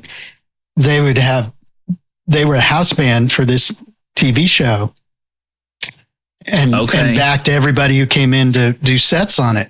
Like tons of Nashville folks, and they could just play anything. Hector and Doug and all those guys, play anything. And see, I didn't come into that part of Knoxville until after all that. Oh, yeah. I only found out all about all that later. But, So I never really heard any of those cats in their. I mean, not that they were out of their heyday, but you know what I'm. Yeah, when I started hearing Hector, it would be Hector Kirko Band and with RB. Right. But it was like, and that was after all this. You know, Hector was a anthropology professor by then. Yeah. Right. So you go and play a recording, and so when you formed your, well, let me say this. Let me ask you this: who was your biggest influence? If you could say, maybe you had one, or if it was two or three. You know, what was the? I mean, what pushed? It depends on when, and right. It's always like, and I always had a hard time with that kind of question, because you just want to talk about tons of people. Well, it's just like, who wasn't? Yeah. kind of thing. Okay. But like some distinctive things were like that. Michael Hedges was kind of a distinctive thing. Yeah. And because of him, and also concurrent, I really got into Neil Young, but he was also into Neil Young. So I kind of studied Neil Young's way of doing things, and Bob Dylan when I was like, actually probably right before I started playing guitar. One Christmas, I got the Bob Dylan Biograph box set, and I just like listened to that on a Walkman like nonstop for a long time. And it was kind of this career survey kind of deal. So you got this huge dose of, but there's just so many, you know? Yeah. And it's just, you want it rather than just, well, I know exactly. It accumulates, right? Yeah, I know exactly what you're saying. So I was getting interested in folk music, especially as I got into late high school and college. I was finding out about Celtic music and old time music, and the old time music in this area. And I learned there was one of the elders in our church was an old time fiddler who was Jim Turley. Who's Dean Turley's dad. Dean is one of the folks that has been helping out at the Laurel Theater forever. So you've probably met Dean, and Dean and Toby are married. Okay. And so his dad kind of when he found out that I was interested in that kind of stuff, invited me to a couple of parties at their house and with other people. And I got to instantly meet some old time players, like the real deal, you know, and see what that was about. Yeah. And understand that like my way of playing guitar was not like the right thing for that, but it wasn't like, hey, you don't play that way, play it this way. It's just like, here, see what this is. Right. And see if you can understand it. Yeah. And I got hooked by that and picked up the banjo first for that kind of music. Clawhammer and a little bit of picking. Yeah. Not so much. I learned some Scruggs style. That was my first. But I didn't ever try to go gig on Scruggs style much. But, and then that led to the fiddle. So, but at the same time, like having this college rock band and doing college rock. Yeah. Loved that, you know? Well, I know exactly of what you speak because you just it's like drinking from a fire hose. Right. You know, you get interested and hopefully, you know, you start removing things you don't like. Right. There you go. And you start like realizing like, oh, I don't not like this anymore because I understand more about it. And that's the way to go. Yeah. Know? Yeah. Like more stuff. Yeah. and Jamie said this forever, you know, just try something. Yeah. If you don't like it, try something else. Or if you're no good at that, then pick something else to try to be, you know, and we said this the other day, and I'll go back to it just for a second, but, you know, I seen an interview with Roseanne Cash, and she was talking about her dad, and she was, you know, one of the greatest pieces of advice that he gave to her, she said, was just learn a little bit about everything. And then you'll figure out as you get older what it is you like and what it is you want to do. And then you'll have a better understanding of how to be able to do that. Yeah. You know? And he knew that, but he exemplified that. Yeah. Yeah. Well, so you're rocking, you're college rocking, you're just getting your college brains rocking beat and out old timing at the same time by everything.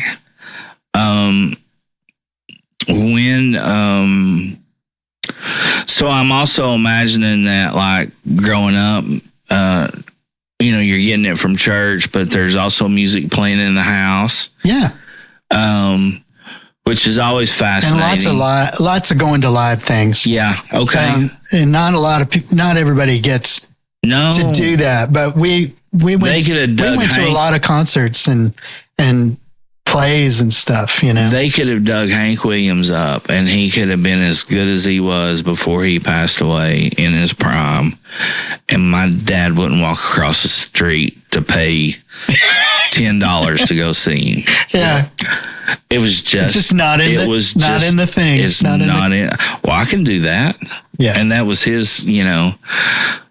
So I had to fight real hard not to kind of to stay out of that, you know, to a degree, to be able to go to want to see shows, want to see that. Yeah. And I remember, you know, in my vehicles, I just took every CD out of the case and just carried a spindle. Right. With the lockdown lid. Yeah. And that's what I carried to listen to. Nice. And it was everything from LL Cool J to Bill Monroe. Absolutely. You know, everything you can imagine. Huey Lewis to fucking I was telling somebody this Iron the other Maiden. day. You know, it was just everything. You'd think about picking out your tapes. Yeah. For a trip or something. Yeah. You know, like school trip or something. Pick out, because you only could take one box. Yeah. Right? So you had to be very selective. Mm-hmm. And I'd be, you know, spend like 5 minutes throwing the clothes in the bag and like 3 hours trying to pick out the tapes I was going to need for the next 3 days. That is such a, But I remember I was telling somebody else this. I think I was talking when we were talking to playing a Bearded rehearsal the other night, and we're working up some Shane MacGowan tunes to Pogues tunes. And I first got the the second Pogues album on Who had cassette. just passed away. Yeah. A few weeks back. Yeah. So we're gonna do a little tributing. Sure. I got that tape, and like I remember a school trip where me and my friend, like we had that, and we had the first Men Without Hats record. Love that record. And like we're going back and forth between the Pogues and the Safety Dance record. Yeah. And it was fantastic. You can dance if you want to. They're nothing like each other. Like, no, they couldn't be less like each other, except maybe in attitude. And, but you just feed off of that. I loved it. Yeah, no, I know exactly what you're saying. Well, when did you,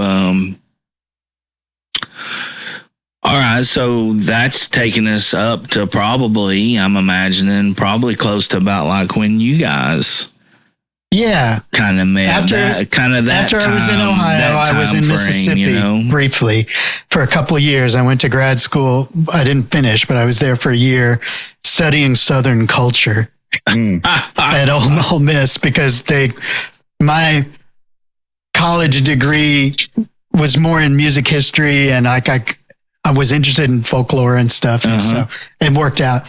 That's where I first met the Lees, Tim and Susan. They were living there. Okay. Before they ever lived here. Was Tim teaching down there at that time, or was he just rocking? Susan was involved with that program. She had been through it ahead of me, but she was working and doing a lot of graphic work and stuff for them. And he was somewhere in there. He went and got a teaching degree to teach school. And I think it was around that time. Yeah. But he was kind of like, he was in a sort of slump of having had this band that did pretty well, and then solo things that he was on the cusp of doing really well, and then kind of got rug pulled out from under him.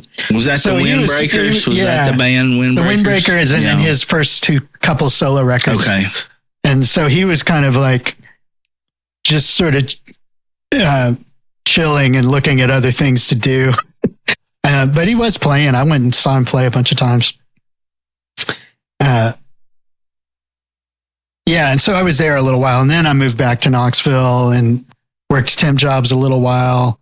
And then I came into Pick and Grin, and I came in right when Detroit Dave had his heart attack, and they needed somebody to cover his students. So, I imagine he had a bunch of students. Well, maybe not 10 or 12, probably. Yeah, but that was the day that they said I could teach there.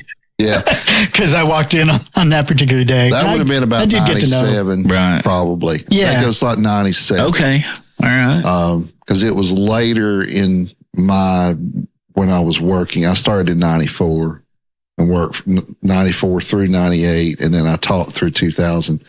In my mind, I'm thinking it was later when I was working there. So it was about 96 or 7. That's exactly about right. Because I came back to town in 94. And then got into Pick and Grin about that time. Yeah. And I played in this crazy bluegrass band called the Back Porch Rockers. I remember that. I played bass, electric bass, and sang. Okay. That was just because that was the thing that they needed. Who else was in that band? David Lovett. Oh, yeah. Kent Bilbrey. Jeff Ledford, the amazing Jeff Ledford. Yeah. I know that Bilbrey Belinda name. Lefevre. Kent Bilbrey name. I was actually coming in to kind of like sub out for Terry Phillips a little bit, but we also got to play together in the band. So Old Teeper, beautiful people. Yeah, I remember he played one of the Christmas spectaculars, and man, if he thanked me one time, he thanked me a million. He is the sweetest person. He really is. He was in the store a lot, too. Yeah. He and Rick were pretty tight. Yep. I understand. I remember. Yeah, and Rick was part of that band, too. Like, he would play bass in that band. And yeah. Yeah. Teep was real close to Wade. Yeah. That's what I was getting ready to say. Is I know a lot of stories. Yeah. Wade and I worked together a lot there for period over about 5 years. And, boy, talk about people from space. Oh, Wade Hill. And fucking genius. Yeah. All in the same breath. I mean, I ran across, and I still got it over here somewhere. I've got it put away. But so when I first built this thing and was out here, this was my, obviously it was my safety net of being a place to quarantine if I have gotten the Rona. But it was also a really good place to get away from, being here and taking care of mom and dad. Yeah. And retreat, to where I didn't start stabbing people. Because it's so weird. It's just weird all the way around. You're as old as I was when I came back here and found them, not in dire straits, but there was just, my dad was one of those guys that just did stuff. He took care of things, right. And about every wasn't third place. Wasn't going to tell you he needed any help. No, absolutely not. And about every third place I looked, I seen, well, that don't look right, because he would have took care of that, So, but any rate, I ran across a box of cassettes. And I had gotten an old stereo that he had, and I'd put it over here, and it had dual cassettes and a little turntable, and it was crappy. It wasn't any good, it was just a cheap thing. But I ran across cassettes from Wade. Yeah. And I also ran across a bunch of letters, because Wade was big, like, when you'd hire him in on something, he wouldn't just call you or send you an email or something like that. You go to the mailbox and there'd be a letter. Yeah. And he would write you handwritten letters and saying, hey, thank you for hiring me and giving me an opportunity to play and, and stuff like that. So it was really, I just broke down and cried like a baby. Oh, that's neat. And there was he's such a, I don't know, man. He was something else. But there was an old blue plate special that, I don't know if he had somebody record it or what it was, but it's his handwriting on the front of it, the whole deal. And he had sent that to me. And it was me and him and Barry Reed playing bass. And I was playing rhythm guitar and Wade was playing banjo, but it was his deal. So I'd hired him in to be, my help on banjo when I needed it, or guitar or something. And so he had hired me in on a few things that if that was his. So he was the master, he was the front man. I was just the rhythm guitar guy, which, at any rate, so he's like, and over here on the guitar,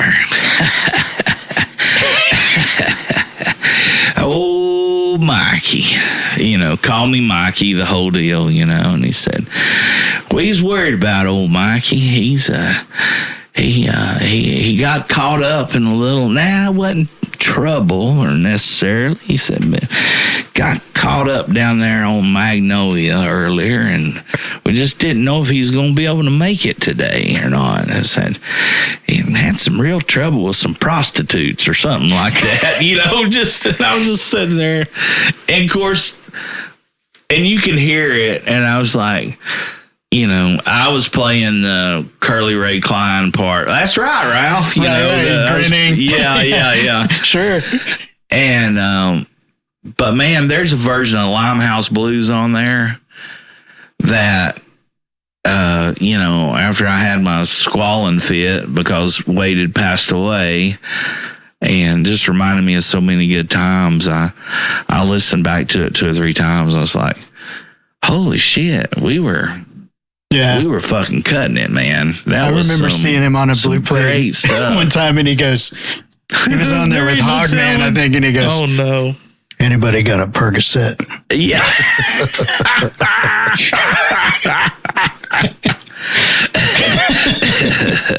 I mean, it was early in the morning. You got to. Well, now Wade's workout plan was to take a Percocet and eat a honey bun and drink a Mountain Dew and then go for a walk. And his walk was to the mailbox and then back. Yeah. And then he had another Mountain Dew and another honey bun and probably another Percocet. But talk about an independent record company, though. Like Wade's record company was in a Walmart bag. Oh, yes. That he carried with him. Yes. And he had the CDs that he had burned or the tapes that he had recorded. Yeah. And he had the labels in there and the boxes. And they were Xerox copied. Yeah. Yeah.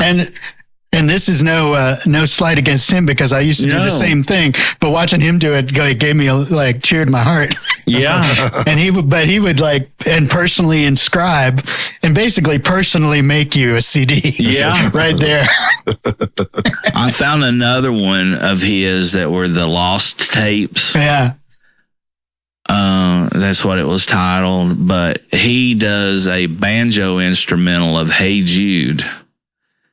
And it's out of this fucking world. I bet. Wow. And he played every instrument on it, and who knows? It probably had a Casio drum machine that he was hitting with his fingers or whatever it was, but it was just ahead of its time, and it was all melody.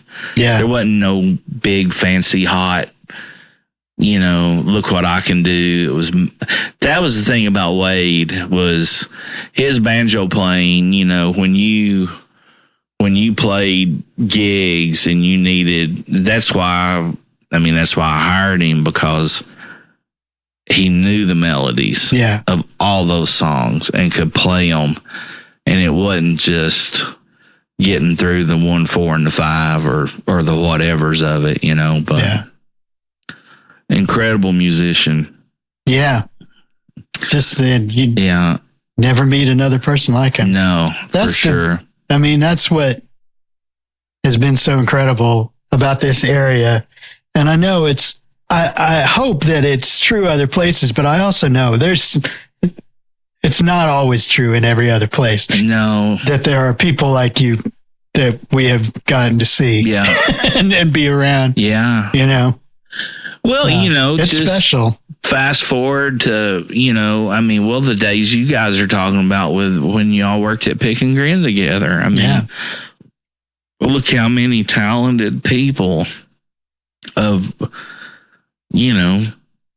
from A to Z of genres, Absolutely. From A to Z of personalities, from A to Z of that were just as skillful as anybody could be, or any other city for that matter, know. And they were willing, if they wanted to play with you, you didn't have to say, hey man, I got this gig and it pays this or it does this, or do you want to come play? And it was either a yes or no for most of those guys. And that's pretty incredible, when you're talking about a bunch of weirdos like musicians, It really is. It is. And I would like to think in some ways that it does happen in a lot of other places. But then in a selfish way, I'd like to say that it just happens here, to a degree, Well, it's important to Tim Lee was one of those guys. Yeah.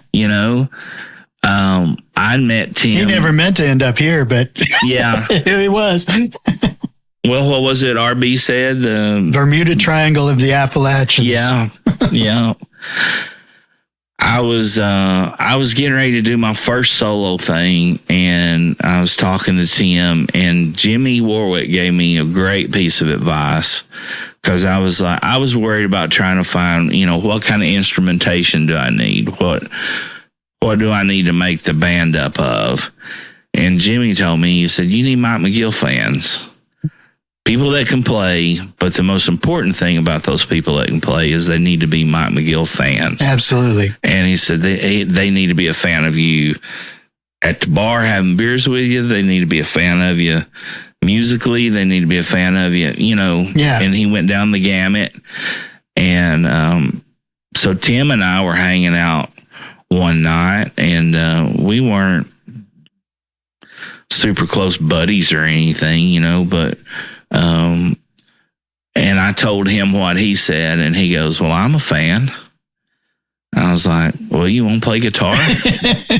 He's like, hell yeah, I'd love to play guitar. And I was just like, that was one of those things that, that don't happen, And it's really not like so much that it's not like fans in the sense that you're looking for people who are trying to worship you. No, not at all. But what you're looking for is people who like to play music because they like to be around people that they like. Yeah.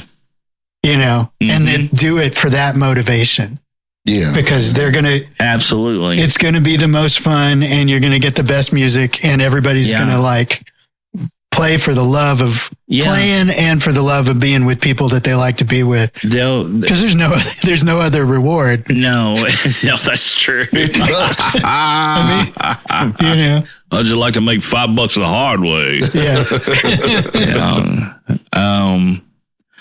Well, I can think of a lot of really great times, but I tell people this a lot, or I have through the years when I reference this. But those Jimmy's days were, that was a beautiful thing. That little beer joint saved my life, and put me on a really new direction of. As much as I honed my skills and my chops up there in Gatlinburg doing that stuff, right, but you really got to become Mike McGill. I really and figure out what that was. Because I didn't know. I had never played. I'd only played one other time solo in front of a live crowd. Wow. And Jimmy's was like, well, yeah, see that area over there? You're in charge of it. We'll start at 7 and end at 10, or whatever it was when it first happened. Yeah. And there's, for the most part, there's, all the TVs and, there's nobody interested in some fat guy up there singing Conway Twitty or some other shit. But it's totally what you need. Leo Kottke, bringing him back. I don't know if you know his work very much, but amazing fingerstyle guitar player and somewhat familiar and storyteller too. I think he's from Minnesota. I can't remember for sure. Somewhere up there. But real early on, he had bar gigs like in Minneapolis or somewhere. And he said, what you need is a place where you're free to suck. For a good long while. Yeah, that's a place that will pay you to keep coming back and will be supportive of you, but where also it isn't a pressure thing and where you can just work it out. And anytime you find that, I got a little of that out of the Corner Lounge, you got that out of Jimmy's, you get to workshop your thing and you're in it's a real environment. But at the same time, you kind of don't want everybody paying attention all the time. It's a safe place. It's a safe place, Well, you hear stand-up comedians talk about it all the time. It's like, they're bombing, their worst sets. And it's completely the same way. Yeah. I've never gotten used to playing playing when people are paying attention. It's a little bit troubling to me. Still. Yeah. In my 50s. Yeah. I do much better when they're not. Yeah. Yeah, and there's that. There's that. Because you're not, no, but then when it happens for that first time and you really, or for me, when that happened for that first time and all that hard work, you've seen it come to fruition when there was that crowd that was there for you, that wanted to hear you. And you're like, oh, I'm pretty damn good at this. Not tooting your horn, but you know how hard you've worked to accomplish. Or you just know, like, to keep them. I might be able to deliver this at this moment. Like, I might have what is needed here. Yeah. And if I don't, I'm going to try. Yeah. I don't have to worry about somebody getting beat up over in the opposite corner or thrown out Well, those were tremendous days for me, and you came down a lot.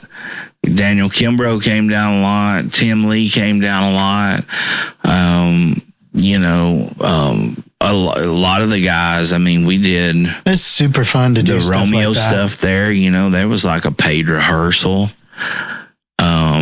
So I'm glad you shared that thing about what Leo Kottke said, because that's exactly what it was. Yeah. It was a place to hone your craft and go into hand-to-hand combat and figure out how to get better and do what you needed to do to come up with and learn how to have a good time with identity. It. Yeah. And learn what is actually important. Yeah. Hello, music lovers. Campbell's Music Room Guitars was opened and founded by our longtime friend Kyle Campbell back in 2017. If you're a beginner or a seasoned pro, you're always needing something. From strings, picks, or maybe a repair to your trusty instrument.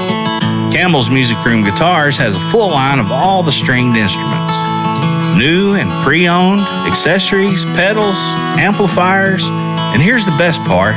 It's a local, family-owned business where you will get the very best of sales and service from the owner himself. Campbell's Music Room Guitars has something for everyone. Did we mention that he also gives private lessons? Kyle is one of Knoxville's most multi-talented players and teachers with many years of professional teaching experience.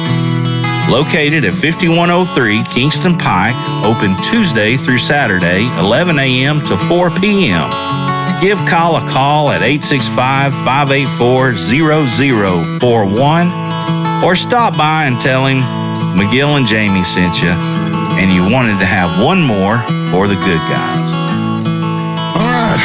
So my Greg Horne story, I got several, but I remember the first day that you came in the store. I remember because we spent as much time, me and Rick spent as much time outside as we did inside. Mm-hmm. Because after about 4:00, it was just, there wasn't nobody there. Especially, Rick was outside the store a lot. Yeah, he lived on that front porch. And had Bud not let him smoke on that front porch, Rick wouldn't have stayed. I mean, that was a point of contention in the beginning of what I understand, but Bud had to let that go. But so anyway, Greg pulls in this Volvo. And I remember that day. That's not the story, but I remember the first day you came in. So Greg starts teaching guitar. Right? Mm-hmm. And that Pick and Grin was a very musically. So may I ask one question before you get too far in, because I don't want to interrupt you, but so how do you just walk in and say, "Hey, I'm a teacher"? Well, or do you have to sit down and play, or do you talk, or they just kind of? I think I talked to Rick. They just kind of fill you out. Well, Rick you have a good vibe about it, or you don't? Yeah, and Rick knew everybody, and he went out a lot, and saw a lot of people play. So he was something I've always wanted to ask. He'd vouch for you and say he'd like, Bud, this guy, whatever. Gotcha. So Greg comes in and starts teaching guitar at first, if I recall. And you said with taking over Dave's students for a while. I think that was Dave's second heart attack at that point. I know it was. And I tell not similar. Well, yeah, back to my story. Anyway, Pick and Grin was a very humbling place as a musician, as a young musician, because you're surrounded by legends, really. Well, we said earlier, yeah. I mean, my God, I remember the first time that Rick told me, see, Bud Brewster grew up down the road from Dad in Von Orr. Yeah. Okay, for a while. And And when he figured out that, hey, your granddaddy was Bigfoot, this is after he hired me. But I was like, yeah. And so he knew him, whatever. And then Rick's like, Bud's at one time was one of the greatest banjo players alive, and told me about it. And really wasn't the banjo player in that band in the Pinnacle Boys. It was Larry, So I was like, really? And of course, Bud could play anything. And I had a record with Bud on it when he was with Carl Story and the Ramblin' Mountaineers. Yep. And they had done they're also tied into the history of the Dueling Banjos song. Yeah, it was Mocking Banjo. Mocking Banjos, and it was originally banjo and mandolin, right? And Little G played on it. So I got to learn about that stuff every day, and I'll never forget the first time that this was before you were there, but Rick was like, "Yeah, we're playing tonight at it was probably Hawkeyes or somewhere." And I said, "Who?" He's like, "Oh, me and Crawley and Dave," and I was like, "Dave, who?" He's like, Dave, Detroit. It's like, Detroit plays guitar? Yeah. He was there for I was there, he was there for 3 months. And he's like, I thought he came with the building. That guy. Yeah. He's like, that guy. I was like, okay. Well, that was Dave was a monster guitar player. No. Anyway. So fun to watch. Oh my God. Especially when he was at his peak, pre-stroke. And it's just... And I probably never seen Dave at his peak. Probably not. But even when I did years, I was just like, holy shit. See him screw up his face and lean into a David Gilmour solo and just play it exactly that person on their best day. Yeah. And so he, of course, Dave rented from Dad for a while, so we were neighbors for a while. Pretty close. But anyway, so Greg Horne story. So it's a very humbling place. I'm a piano player only at that point, basically. I was playing around guitar and I was teaching 6-year-olds or whatever. Was there anybody else there doing piano? Or? Not at that time. Bill Swan came in. There was another guy that was there before Bill. Yeah. And he was a monster too. And of course, Bill Swan's, I think over the music department at Maryville College now, Dr. Bill Swan, and he's just, one of those guys. So I'm around all these people, and a guy named Thomas Kurtner was there. This is before you were there, and he was just all these people. Yeah. Doug Klein, And here's me, I played my little country stuff, and, I thought I was good till I got there, and then started hearing. I was like, oh. And then the guy used to sit in with Crawdaddy some, and I was like, I have no business being here. I could play what they were playing, but at that point I wasn't. Anyways, 20 years old. So Greg Horne, in comes Greg Horne, and I'm down there. And Greg had been there a while, a year, maybe, whatever. Yeah. And I'm down there messing with something. And Greg's like, well, let me show you this on piano. I was like, so he plays his stuff, and he's like, yeah, this, that. And I was like, holy shit. Phil Fusen did that to me one time. On piano? Yeah. Wow. Jazz chords and stuff. He's like, Jamie, because we'd played together some. He's like, look at this. I was like, holy shit. So Greg, I don't remember what it was, but it's some gospel thing. And, I have 3 gospel licks, but I learned them pretty good. A good one. And I'll show them to anybody. This was good. Well, apparently, because you showed me, and but I was you have to stand up and sit down a lot. No, I came into that store really full of myself, and I left there thinking I couldn't play a lick. It was one of the first time I saw Dr. John, I didn't play for 6 weeks. Yeah, no kidding. So, but anyway, Greg plays this little thing, and I was like, oh yeah, that's good. And then I walked over to Rick, and I was like, this motherfucker plays piano too. I said, what does he not play? It's like, oh yeah, Rick, oh yeah. Greg's, Greg's good. I was like, no shit. It's like he's good. It's like he just showed me something I never thought about before. I'd played church, whatever. Mm-hmm. But that was my first interaction with Greg Horne, the musician, the guitar player. And I was like, holy hell. everybody here plays everything but me. What are you going to do? Yeah. So I was like, okay, well, I'll start playing other stuff. Yeah. Then, but no, that was my first Greg Horne music. And then people started coming in. Of course, I had a lot to do. Well, that wasn't near as bad as I thought he was going to talk about when y'all really first met at the petting zoo. Yeah. I mean, one of you were covered in salt and the other one looked really nervous. Yeah, I was a hothead. It's a good time. He mentioned it off recording here that I hadn't changed, but my nickname there was Mad Dog because I was the one that had to tell everybody to leave. I wasn't going to say it, but I had to tell everybody to leave. You know how that got started? Reed Pendleton worked there, and Reed Pendleton played in a band called, was he in Sage with Bowery? I can't remember who he was with. Anyway, Reed was pretty good. Do you remember Reed? This might have been before you there. So, yeah. Reed started there, and we were there late during a Christmas rush. It was like a Friday or Saturday, or maybe it was a Tuesday because Rick was off. I can't remember what day it was. And this big guy came in. He was like 6'8". This is one of the biggest humans I've ever seen. Yeah. And he had bought a Crate GX15 amp. Okay. And above the... So he was really in it, you know. Yeah, he was in it to win it, but it was for his kid. Heavy customer. And I had sold it to him, or Reed did, and Pick and Grin had a strict no refunds policy. 0 refunds. And there's this big sign that sat right there behind the register that said no cash refunds. All sales are final. This means you. Yeah. And one of Bud's famous sayings, one of many, was... does this look like a not-for-profit organization to you? God. So this guy had bought an amp. Oh, shit. And had some assholes. And it was probably after Christmas, some buyer's remorse, and he said it didn't work.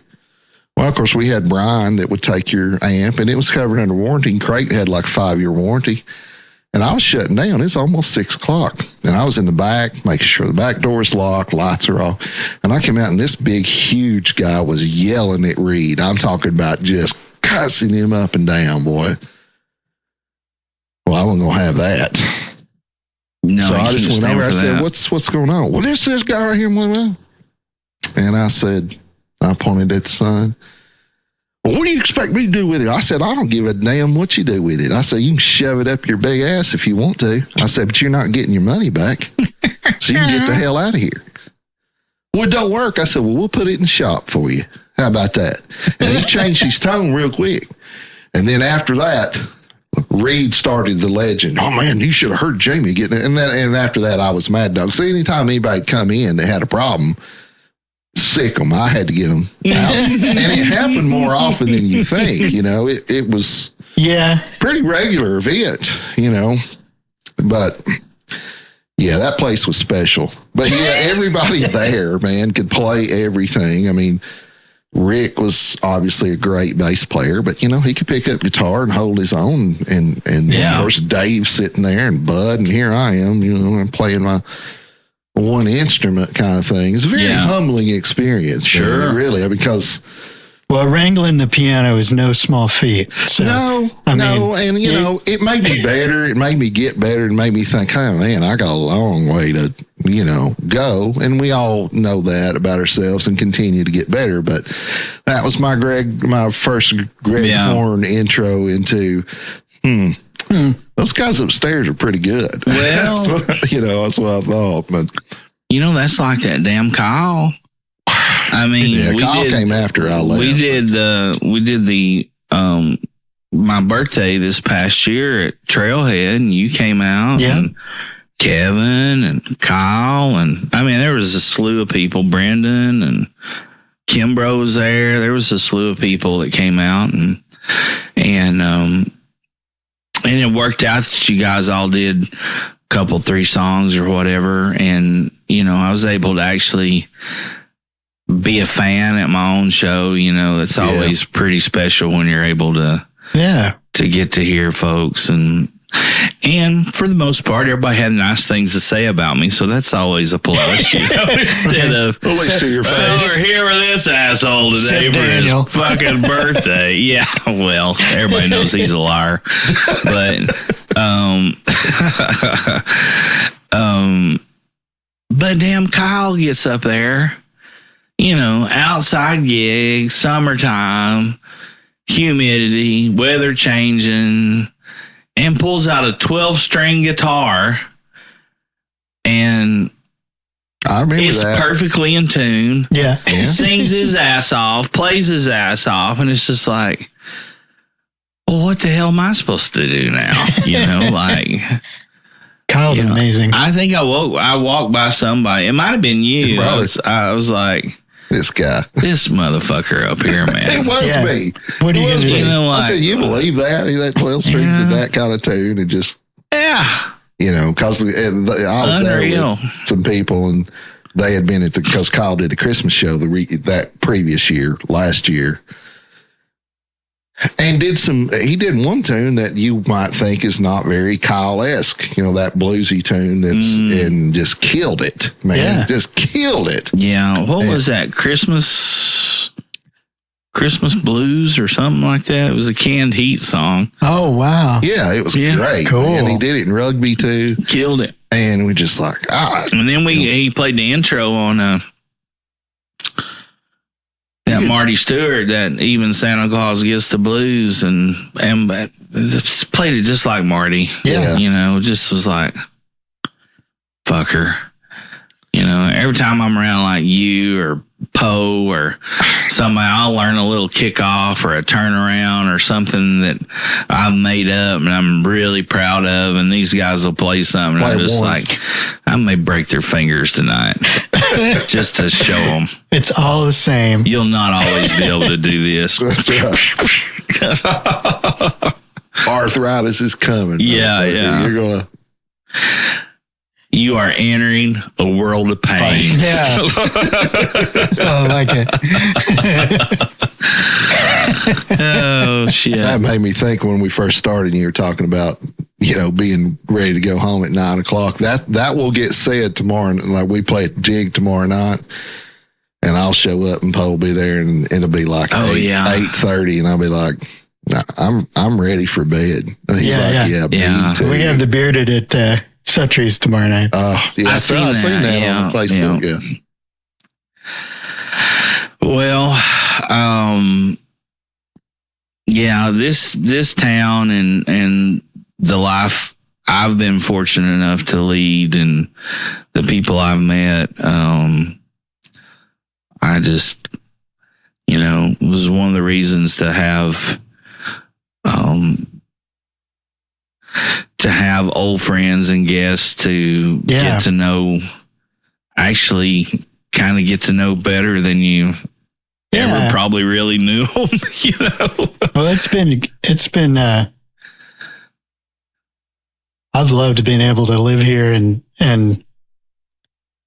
fascinating and a treat to get to be able to play with like great rockers and great country singers and players and great old time musicians who don't even gig. Yeah. Status, that kind of music. Yeah. The best players of that kind of music are not really necessarily performers very much. What's his Todd? Todd. Oh, Todd, yeah. What's his last name? Do you remember? Oh, He would be a good one to have. He was always one of Absolutely. my favorites, man. Just to, he sounded like Mike Schneider, And he's incredible. He's fucking incredible, man. And I'd play my stuff, and he'd just like, my man, you need to do another one of them. I'm like, well, I want to hear you do it. Yeah, Well, man, I'll do one in a minute, but that you whole do, family, the kids are incredible. Well, Red At was the- saying, At the last year's Jubilee Festival, I think it's they a all birthday played, thing. and then we jammed. We played downstairs, jammed Yeah. with them a lot with the kids, and they're incredible. I think that's what at the birthday deal, Red and MD were there, and Phillips. No, it's not Todd Phillips. No, that's the bass player. Golly. Any rate. Yeah, cut this out. Yeah. Sorry, Todd. Todd, you're It's really just because good. we've been sitting here and rattling off names on that. Yeah. But no, Red and MD were saying, Yeah. oh, you should see little so-and-so. And you should see, because when I first met him and his family, they were just, Right. they're just babies. I mean, the mama had her in the sack. I think and Harlan carrying was them the first around one. and- Yeah, exactly. And then Harlan would be like holding the cello, playing bass early on. But Yeah. But now the whole gang. Yeah, he'd be. I need to. Red's coming on. Let's see here. Let's look at the big old calendar, Mike. Let's look at the calendar. We got Alan Sims coming on next week. Nice. That'll be a good one. Man About Town. And Steve Wildsmith is coming on the week after. But Red and Alex Leach is coming on at the end of the month. That'll be a lot of fun. Yeah. Alex and I go way back from... To his earliest beginnings. Yeah, really. I remember Which are not that far back. and I'm going to say this again to him that night. This was, hang on, let's see.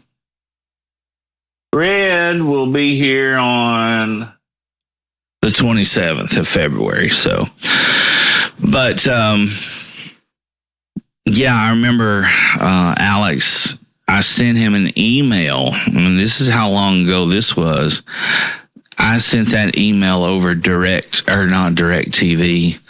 What was the TV thing that was, maybe it wasn't direct TV, but you were hooked up to the internet. Hughes. Through the TV. Oh, not HughesNet. No, it was, hell, there you go. That's how long ago it was. But I remember sending him an email and telling him that, and he was just a little, he might have been 12 or 13 at the time, but I sent him an email just telling him, that, because he loved that traditional stuff, Right. and to meet somebody at that age because there was as much stuff as there was happening everywhere else in all the other genres, that stuff was coming on. There's a lot of different stuff being played in bluegrass, Yeah. But this kid had this love for that, that Stanley, Monroe, Flatt and Scruggs, Jimmy Martin, Right. Osborne Brothers, that traditional sound. King and Star Day. And, King and Star Day. Yeah, correct. Do you remember that there was a play that was based off of Ralph and Carter, and it was at the Tennessee one year. And I can't remember what it was called. I don't think I got to see that. I'm real terrible with all this stuff.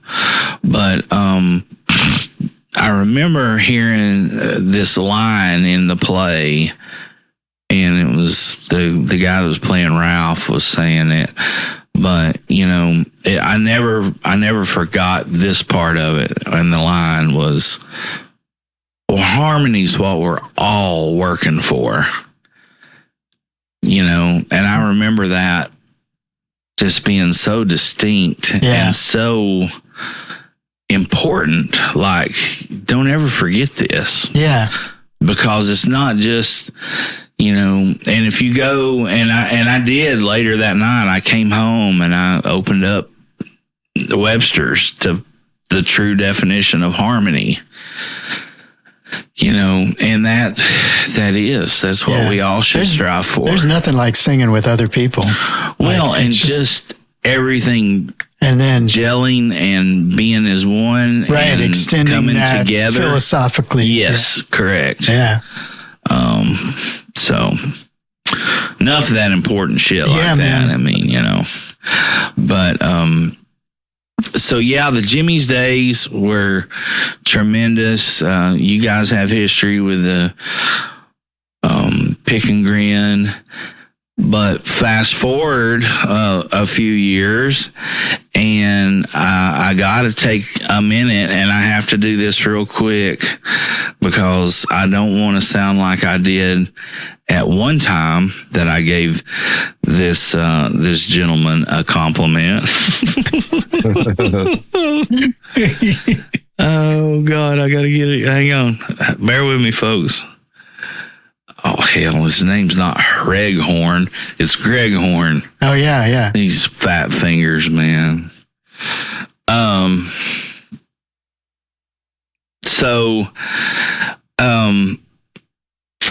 I remember, and I know you've done several other projects other than this one, but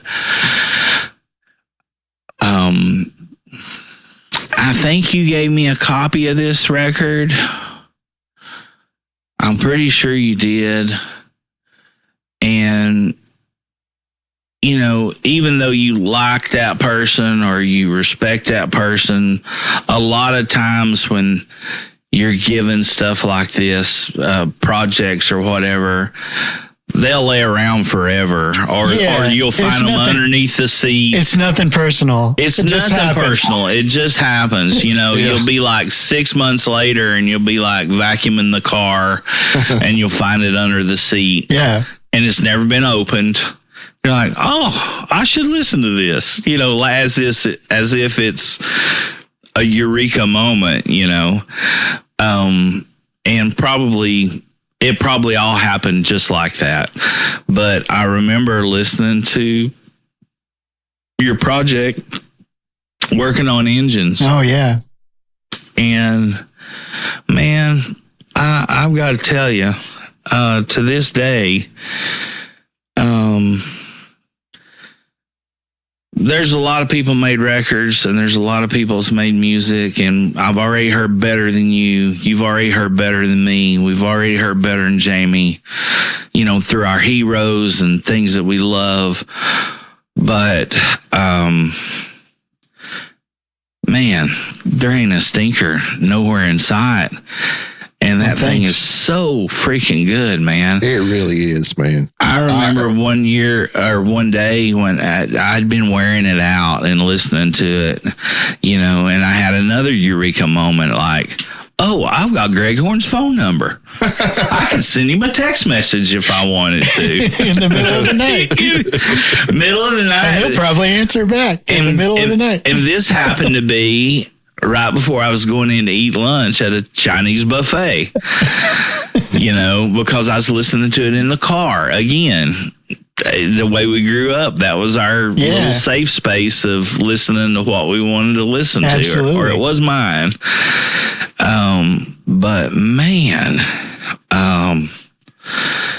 the stuff you all captured, in the writing, the arrangements, your playing, your singing, all of it. I can't brag on it enough. Well, thanks. Yeah, I made that record too long ago now, but I still play all those songs. I still feel really good about it. And that's Nate Barrett playing drums. Yeah. Chris Zora playing all the bass. Poe and I are playing the lead guitars back and forth, and Tim Lee guests on one song. Yeah.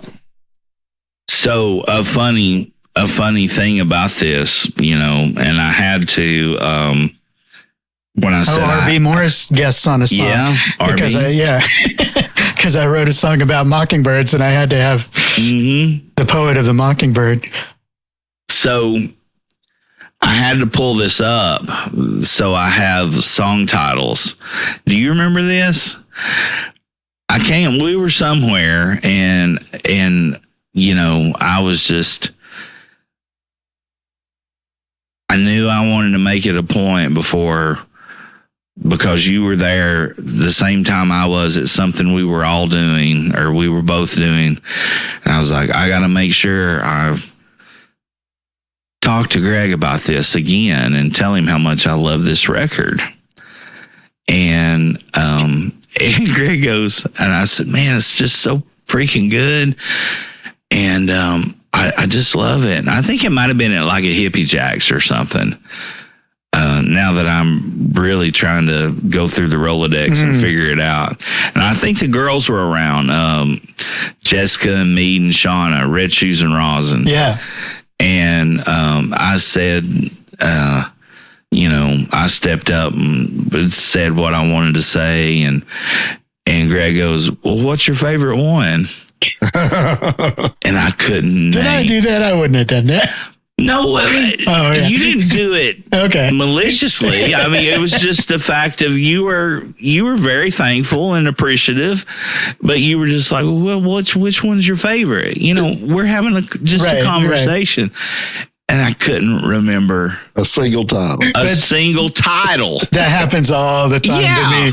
But I look like the biggest doofus in the world of being like, oh well, he's not really fucking listened to it, but I totally believed you. Well, good. I loved Black Buzzard, of course, Mockingbird. I Liked You Better.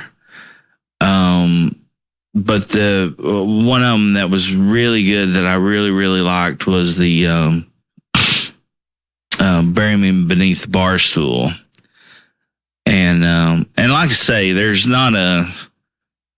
ain't a stinker on the whole thing, and that's got a lot of Jimmy's and Corner Lounge in it. That tune. Yeah. And if you listen to it, I always felt like it was a very complete piece of work because it from the first one to the last, it wasn't one of those, it wasn't a record that you had to go, okay, there's 3 good ones on here. Right. I've listened to them all. That's why I waited 10 to 15 years in between records. Hey, dude. It takes a while to distill the good stuff. You ain't telling me shit. Shit. I know what you mean. But no, it takes you on a really good journey, musically and otherwise through the whole piece of work. So, I appreciate that. If you guys haven't heard it, listened to it, or downloaded it, it's available anywhere you do all that stuff. Go get it. You should get it immediately. Give us a holler. It's a great recording. I'm still playing all those songs, so it's not like I've moved on. I am too. I'm still playing all the. I mean, Wayne Bledsoe asked me to come down and do a swerve back before Christmas, and I was like, Wayne, I would love to. I'd be honored to. I want to. I said, but you can't ask me if I've got any new stuff because I don't. I feel so bad when he asked me because, I think I went through such a period that it was just the muse was everywhere you looked. Sure, yeah. And then you go through other periods where it's just much harder, but you're still working. Yeah. Or you're working other things. Yeah. I've been in that state for quite some time. Yeah. But I broke the seal a little bit for when I played a swerve in December, and I cranked out one new one for that. I wrote a song about the Pryor Brown Garage.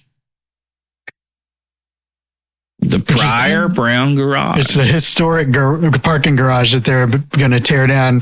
Actually, there was a news story this week about a different garage that's getting torn down. But the Pryor Brown Garage is the one over there by the Bijou. Okay. It's part of the Bijou parking lot. Mm-hmm. Mm-hmm. Yeah. That news story's about the old city. Right. Yeah, I saw that. But the Pryor Browns have been going down. But yeah, Mr. Pryor Brown, who built that in the 1920s, was like, he had his hand in everything. And it was state of the art at the time. Yeah. He had a car lift in there and an car elevator. Is it the first parking garage in Knoxville? I don't know if it was the first one, but it's for a long time. I guess it was one of the oldest ones in the country. like Really? longest continuously operating ones. Yeah. Anyway, dumb thing to write a song about, but I got one out about that. So I know it can be done. Yeah. I always knew it could be done. I just couldn't figure out how, but yeah. I've said this 100 times on here and people probably get sick of it, but you know, you just go through just went through such a period of, there was so much to say, and it seemed as if I had all the right words I wanted to say. But you know, and everybody too, I think, like during when COVID first hit, it seemed like everybody but me well, it wasn't true. Had something to figure out and had something to say and come out with new work. Yeah, but it was you and me. And okay. I talked to other folks and other folks that I've talked to a friend of mine who's like a nationally active guitar player. Yeah. But he does solo songwriter stuff in addition to the great jazz and rock guitar that he plays. But he was coming through town one time and we were talking like, a year and a half ago and I had the same conversation. I said, I'm going to ask you if you're writing anything, but I'll tell you that I haven't been. Yeah. And he was like, yeah, I haven't. And he said the same thing. It's like, I can't find anything to say about this. Like, and it just, a bunch of us, it hit that way. Like it kind of took away, not just the pandemic, but like the other situations that have on the national and stage that have gone on. Like, some people, it lit their fire, and other people, it kind of like put it out for a while, but it all works out. I think I had so much going on here with things that had to be done and needed to be done, and then just a whole nother. It just made the outlook bleak, and different. Yeah, it's really hard to look at it and come up with anything to say. It was almost for me that like music wasn't that important at that time. Yeah. There was much more important shit that I had to personally deal with. Yeah. As well as trying to remind myself daily that I wasn't the only person in the world that was going through this as well. Absolutely. To keep from being so damn depressed that you wanted to go play out in the street blindfolded. It's really the first thing our generation really faced as a nation that would compare to like the Depression or the world wars or something. I mean, Vietnam was before our time. So it's really the first time that you had this collective. When it was worldwide. Yeah. It wasn't even just the nation. But realistically, though, like what you said, it was worldwide. Yeah. It was really local. For me, it was like it affected everybody to some degree. And you kind of just hunkered down, my four and no more, and to get through it, Right. So I think it's also just stuff that happens when you reach certain ages in your life and things happen in your family and in your own life that you've got to, or that they affect you, Yeah. And I've kept priorities change. I feel like I kept my artistic activity intact, but the actual like songwriting kind of has gotten away from me, at least for an extended period of temporarily. Yeah. And that's fine. Yeah. Also it's important to have lots of things that give you some sort of feeling like you're moving forward, and being able to zig and zag through those. Have you been through a period like this before in your writing, or, I'm sure we all have to an extent. Yeah, I'm not a high output writer in songwriting. I never have been. I mean, I've written a bunch of songs, but not like the way people who like, there are people who have written. Well, Tim Lee. Bunches of songs. It's like, Tim is, Brandon Fulson. Yeah. You know? Right. And it's like every day. Yeah. It's like, incredible. How about y'all stop already? Pissing me off. But there's just, and there's different ways of doing things and just different things you expect. And it doesn't really matter. Like, nobody's banging on the door for us to do this. Like, we do this for ourselves. And then when we get it out there, then people may or may not like it. But nobody's like placing the order. Right. Mr. Horne, you do it. You do. Yeah. It's the 10th already, dude. I'm terrible with deadlines. Your rent's due. Yeah. Well, that's encouraging. It's good to hear. I mean, not the fact that either one of us are going through it, but I've said it a million times. It just there's seems a lot of life to be lived, and there is, and it seems to like sometimes. And I heard Johnny Russian say this one time. But it seems like it would just be as easy to go out and build a rocket ship in the backyard. It was like, I don't even know, Exactly. I've taught songwriting workshops before, like where I'll have a group of people for a week, kids or adults or whatever. Mm-hmm. And I always go in and say, like, as far as I understand this is, I call it an amnesiac pursuit. Like, you'll do one and then you can't remember how to do it again. And then maybe you do it again and then you can't remember how you ever did it. So. No, I'm right there with you. It's it seems like it's been a hell of a dry spell for me. I just don't. Now, I've also not just completely challenged myself as you did before the swerve to just say I'm going to put something out today.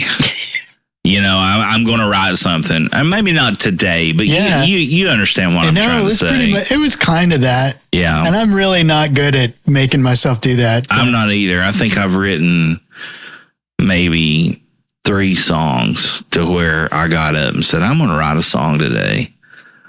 Maybe 3 times. But, in most experiences, it's either been something that's come out of the blue that I've been stewing on or studying on, or it's one of those you got something to say and you need to figure out how to deliver it. Right. It's interesting all the many ways that it happens. Yeah. I mean, it's just fascinating. It's an amazing art form. Yeah. I still have the highest admiration for it. Is there, I talk about this album with such high regards, but is there one and or anything over your entire works that stands out or maybe you're more proud of than others? As far as like records or records, songs, whatever. Just, I mean, I love that record. As far as solo stuff. And then I sort of have a pair. I have that and an acoustic record that I did several years before that has a bunch of songs I still like. And then I did one in the mid 90s that I remixed during the sort of COVID era because I had mixed it. I had, basically sort of taught myself mixing on my own record. And so it needed it needed to be revised to be listenable. Right. It needed to be revisited by a later version of myself. Yeah.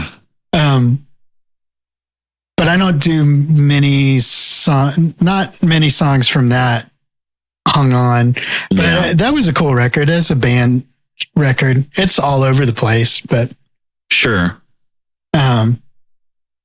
But doing like, as far as playing on stuff, I mean, I've gotten to play on a lot of other folks' stuff that they're really, it's fun to have been a part of.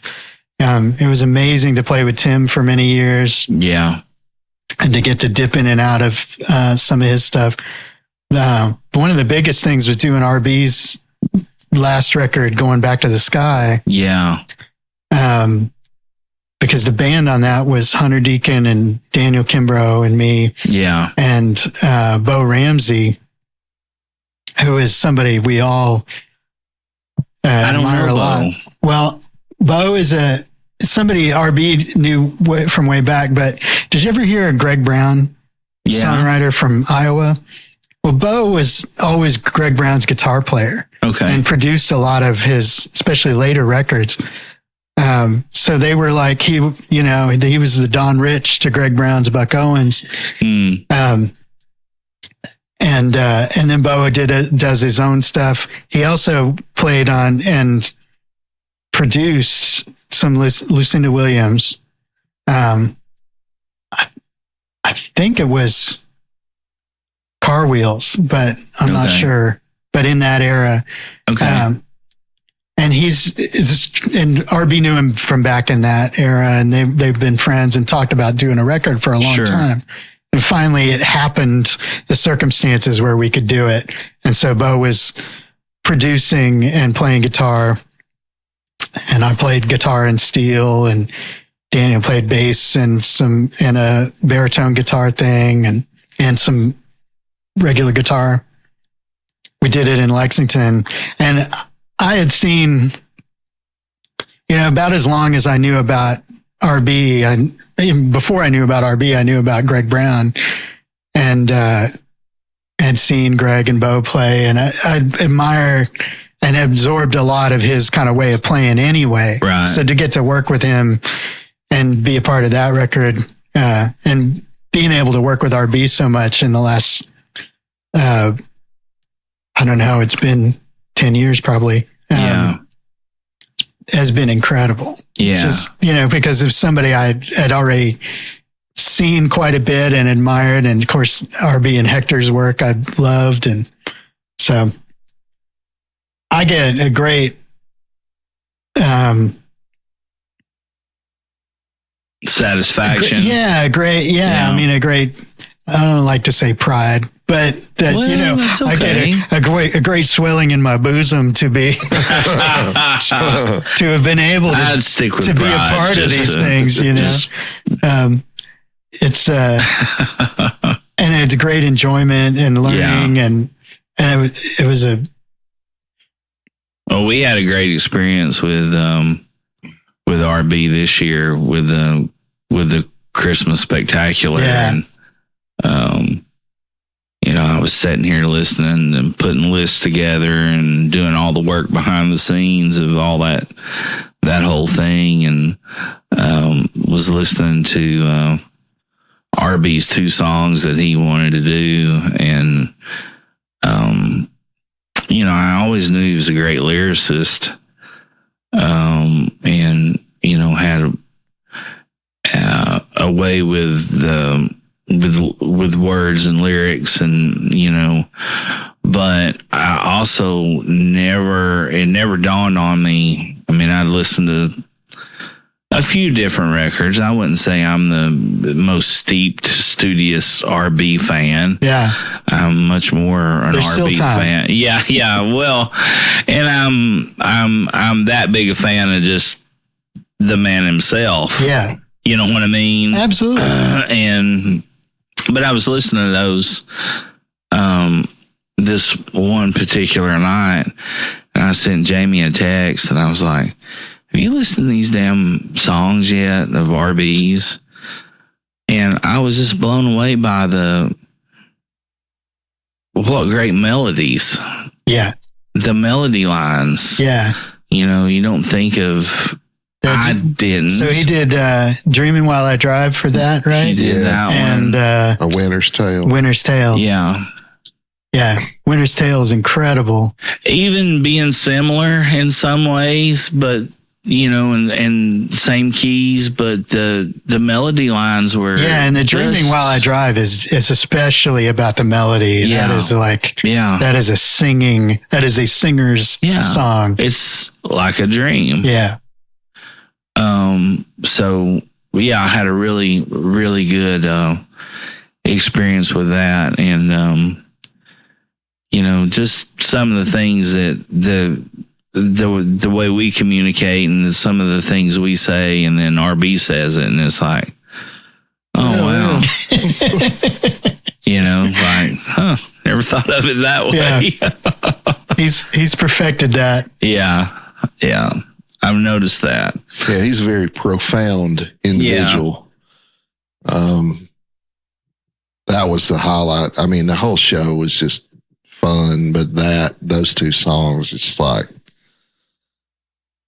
I mean, those first couple, you know, it's Christmas in Newport City. There was ice on the Jefferson Highway. Yeah. You can't beat that. Yeah. And I cannot explain why. You can't beat. Yeah. And RB and I talk about like great opening lines and stuff like that, you know, and it's just one of those things where like, it's just like the specificity and the, you know, imagery of it just sets you up for something. Mm-hmm. You can't, you know, that's what we all look for, is that kind of thing, you know. Yeah. That's what the search is about. Familiarity too, you know, of the audience, of who's going to be listening to that, to know that it's they see exactly what you're talking about. They can put themselves in that. In that either moment that, or they're time. like, or it's a complete mystery to them. This is true as well. Yeah, but it's so specific that you know that it is specific. Yeah, I don't know. It's hard to like put your finger on that kind of magic. Yeah. Well, it's neat when it happens. And, you know, the way he told, I don't remember when maybe he was talking to us at rehearsal about how he wrote that, or maybe he mentioned it to the show. He did it at the show. Yeah, it was. Go ahead. Profound. Yeah. But I mean, it was very comical too, because it was kind of like, you know, he said, I'd been working on this song and he got a gig and they needed something. And he was like, so I had to finish it, you know, like just as a matter of fact, because that's what you got to do. Right. When you're, you know, singing for your supper, you know, basically. But like with that opening line, when I was charting it out at home and listening to it, it's like that. It's just a timeless song. Yeah. I mean, when he starts, it's like, well, this could have been 1940 as easily, you know? Yeah, that was a special moment, man. Both those songs. It was just, that was my favorite Christmas spectacular I've played. And it was a really good one. I kept telling everybody that night, you know, I was like, you know, it kind of finally came to me that it wasn't necessarily the 11th year, but it was the first year of the next 10. Nice. You know what I mean? Yeah. There's no comparison here. This has got and we kind of laid it out differently than we ever have before, and it worked really, really well. But now you did a couple of spectaculars in years past, and you did I'm terrible with this, but the last one you had done, you did a song. I did. One time I did song? Every Day Will Be Like a Holiday. Yes. William Bell. That's it. Stax. And I was trying to remember that this year. It's a good song. That was a tremendous song. Tremendous Barley's, song. right? Yeah, it was at Barley's. I remember I played it a lot better in rehearsal than I did at the show, but it was still all right. Yeah, no. Well, during that time, those days, it was anything goes. Yeah, man. Hell, 400 fucking drunk people in Barley's. You can't go wrong. No. There is no wrong. You might not be able to hear it, but you can't go wrong. But no, I was trying to think of that one because it was such a,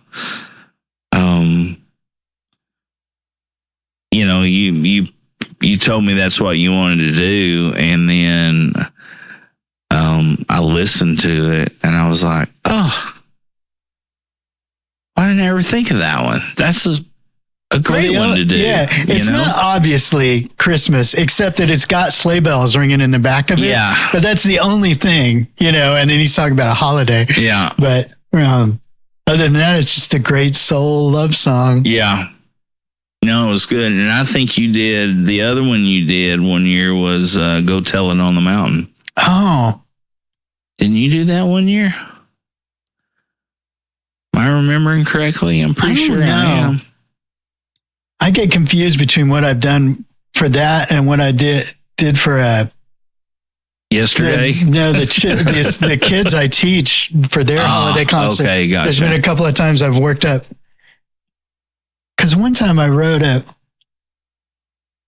Christmas song for the kids to do, and I can't remember if I might have done it on the Spectacular right. too, I got about Mrs. Claus. But then I might have done like Children Go Where I Send Thee. That's what it was. A sort of staple That's what it was. thing. Kelly Jolly did Go Tell It on the Mountain, and you did Children Go Where I Send Thee. That's right. Yeah. Yeah. Well, nonetheless, it's William Bell. Yeah. I was trying to think of that the other day, and I could not put my finger on it to save my life. But I won't forget it now because that was a good one. Yeah, that's got Booker T. Yeah, is playing on that, and probably Steve Cropper. Yeah, it's got to be Steve Cropper. I can't remember. I couldn't imagine it not being. I feel like Booker T. might be playing something. He might be playing some guitar on that. Boy, there was a guy. There is a guy. He still is. All that Stack stuff, man. Love it. Just, I got the opportunity to go to Memphis one year, and it's kind of funny. I was driving Carl.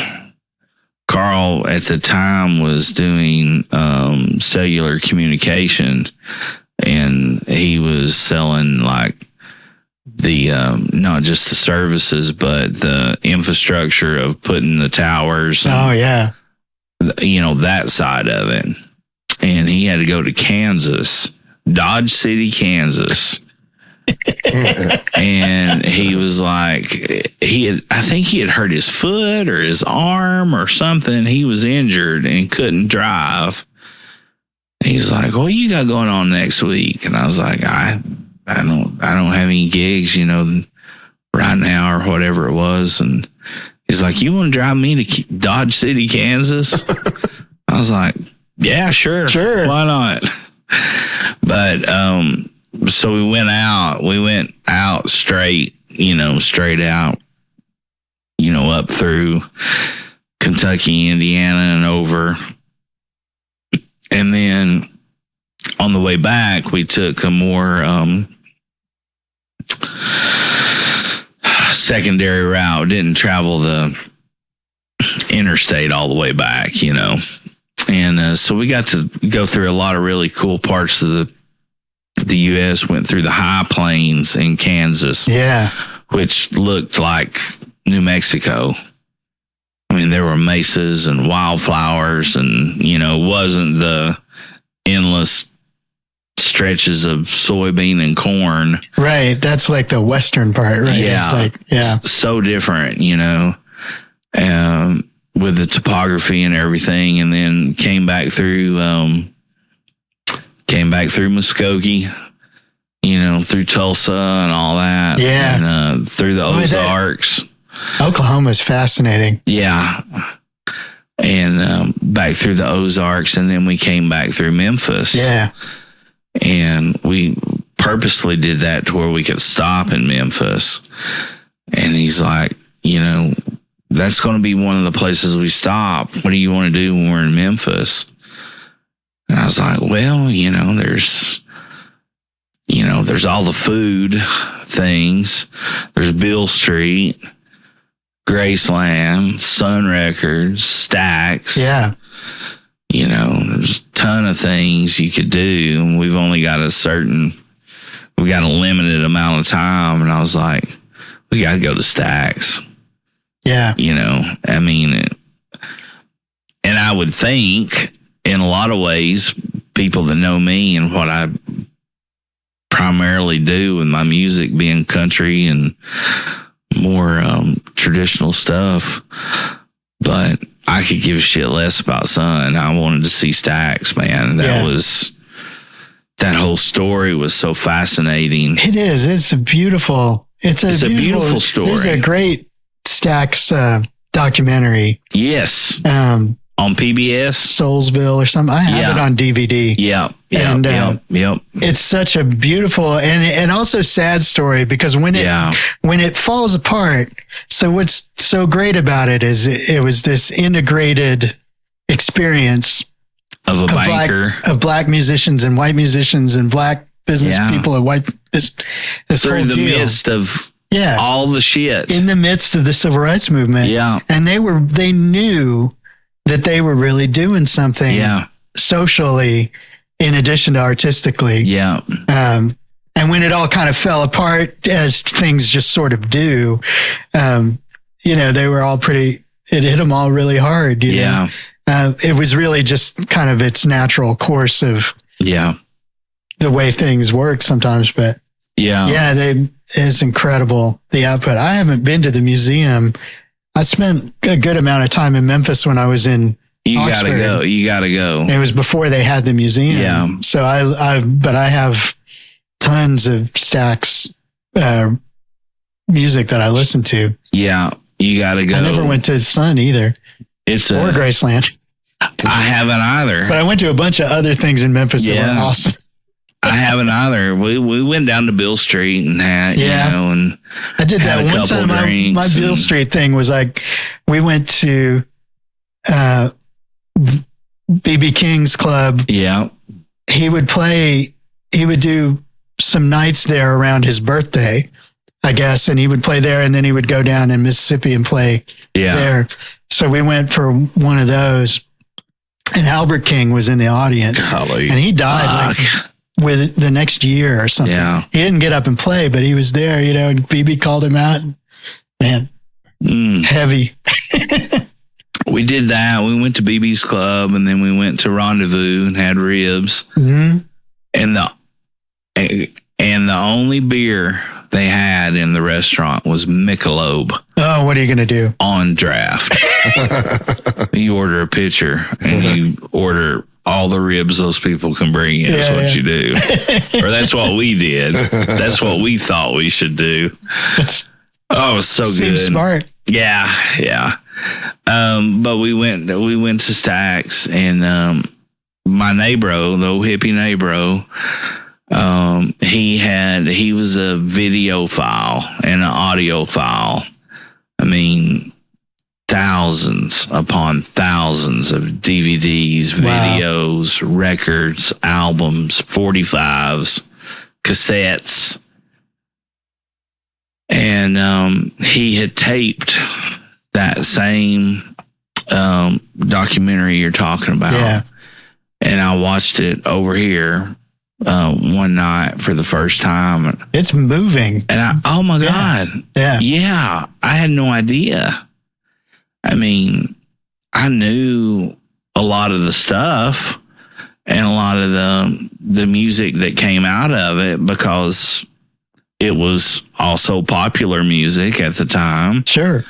But I had no idea, you know, all the inner workings and how it started and all the kids from that neighborhood. Yeah, they bring them in as the test market. Right? Are you kidding me? Yeah, Booker T, Aretha Franklin, Sam and Dave. You just stop right there. Isaac Hayes. Yeah, Isaac Hayes and David Porter are writing songs for Sam and Dave. And they all grew up within 2 Aretha blocks. was from Detroit, but but I think Carla, she lived there too. But Maybe it was Carla Rufus Thomas. and Carla Thomas were there. Rufus was a DJ. Yeah. You know, the oldest teenager in the world was how he booked himself. Well, you know that song. I got to meet Carla one time. I talked to Rufus one time. Well, one of my jobs at Ole Miss while I was in the Southern Studies department was helping pull together some kind of like some panel discussions that were going to happen at an event sort of adjacent to Memphis in May. Yeah. In Memphis. And so they had, but I had to call Rufus Thomas one day, and he's like driving in on the highway in his van, you know, and I'm talking to, you know, walking the dog. Yeah. That guy. Yeah, man. Well, the song that prefaces this show, Good Man's Hard to Find, was written by me from another documentary. It wasn't the Stax one, but it was another one. And Rufus was doing he was either doing the morning show or it was the drive time show at a local radio station there in Memphis. And the crew goes in, and he's got on a suit that you can see from outer space. Absolutely. You know, I mean, like, you were crazy close. You needed no Hubble telescope to see this man. And from he'd cut the pants Mars. off at the knees sometimes. He'd do crazy stuff. And the high socks. Yeah, anything for attention. And the first line of this song came off of that documentary because they were like, "Oh, Rufus, man, you're dressed to the nines. Look at this. Man, did you dress for us that you knew we were coming?" And, you know, just giving him his props, you know. And he looked at the guy and he said, "You either is or you ain't. You do or you don't. You can or you can't. You will or you won't." That's great. And I was like, I'm stealing that shit fair and square. Oh, man. I'm glad to because either way, baby, a good man is hard to find. And that's where that came from. I never knew you got that from Rufus. That's fantastic. Yeah. Yeah. So to say the Stax Museum was incredible. It was very moving to go down there and see that. And you know how they got, so they always talked about the bass and that big sound that they got. Yeah. Their playback speakers, they had the control room set up, you know, supposedly just like it was when they recorded all this stuff. And, you know, they didn't know shit about recording. And, you know, the guy was a banker. Right. You know, and his sister ran the radio or the record store. Well, they were making it up as it went back then. Absolutely. Man. You know. And their playback speakers for the studio that they listened for everybody at home. Your playback speakers in the studio are what you record what's happened and then you listen back through the playback speakers. If that was not clear enough by the term playback speaker, but they were movie theater speakers big that came out. Yes, humongous, like the big Altec horns, humongous, and that's what they listened back to all that stuff that they recorded. Yeah, and there was, you know, tons of other stuff to go on with it. But just incredible, the history. Yeah, old Booker T came in there as a teenager and would played trombone or something for the first time. Yeah, he played low brass or something in school, and then he came in and he would do sessions, and then he got a scholarship to Indiana University, which has a really strong music department. Yeah. And so that was a big deal. And he went there and he was like a tuba major. That's what and it then was. In the summer, in the summer and on breaks, he was this, this organ player and producer and songwriter and occasionally guitar player, on these incredible records. And I think the first thing he ever got to record, they needed like a trombone or tuba player. Yeah, he played tuba on some stuff, yeah. And he was like, oh, yeah, I can do it. And it's just this little kid from the neighborhood. And they're like, well, okay, you're in. Absolute genius. And I think about stuff like Memphis is a special, and Knoxville's a special town. These Tennessee towns, there's some specialness. Yeah. Memphis is kind of, I think it's got its own gravitational pull and orbit. Yeah. You know what I mean? I know exactly what you mean. It's its own country almost. It really is. Yeah. And it belongs as much to Mississippi and even Arkansas as it does to Tennessee. I mean, it's all around that river, man. Yeah. That river all the way down to New Orleans is something about it. It's just you think about CCR. And Fogarty, and he's this white kid from, up north, but that's his calling, right? That whole sound, that whole culture, that whole approach to the music, and or like Little Feat, California guys, but it's like New Orleans music, is what it is.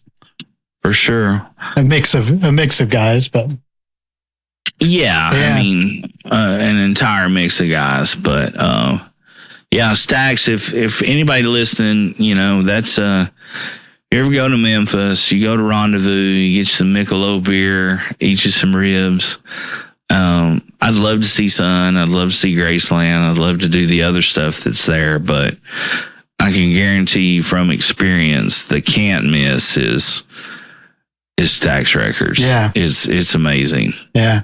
It's amazing. So old John Paul Keith's doing great things in Memphis. Your old musical partner. Yeah. I thought everybody forgot about that. He's a great advocate for Memphis music. I mean, it's crazy that we played together for 5 minutes, and the first thing that Mick said when he got here is like, "Oh, that's right, yeah." Didn't you? It's like, yeah. We went to school. All of us did. We all went to high school. John Paul grew up right less than a tenth of a mile from here. Yep. Him and all his brothers. I played football with his brothers. I don't think I really. He was. I definitely didn't know him from school. Or anything like that. But I'm sure he was like behind me. Yeah, he's younger. Yeah. Okay. I mean, we're all old now, but. Well, he's younger than we are. He's about my age. I was a little ahead, so we're about the same, I think. But yeah, man, he's really all the time promoting something out there that's not his. That's somebody else. Yeah, it's the music community. Mm-hmm.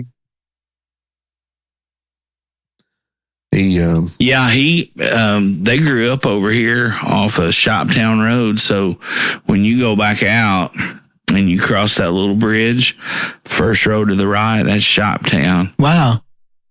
And the Keith family grew up right over there. We rode the bus together and played ball with his brothers, and and another great musician from right here in this area, Will Carter. Yep. Just lives closer than a tenth of a mile. Wow. Just right here, over here on the left, out the main road when you go back out.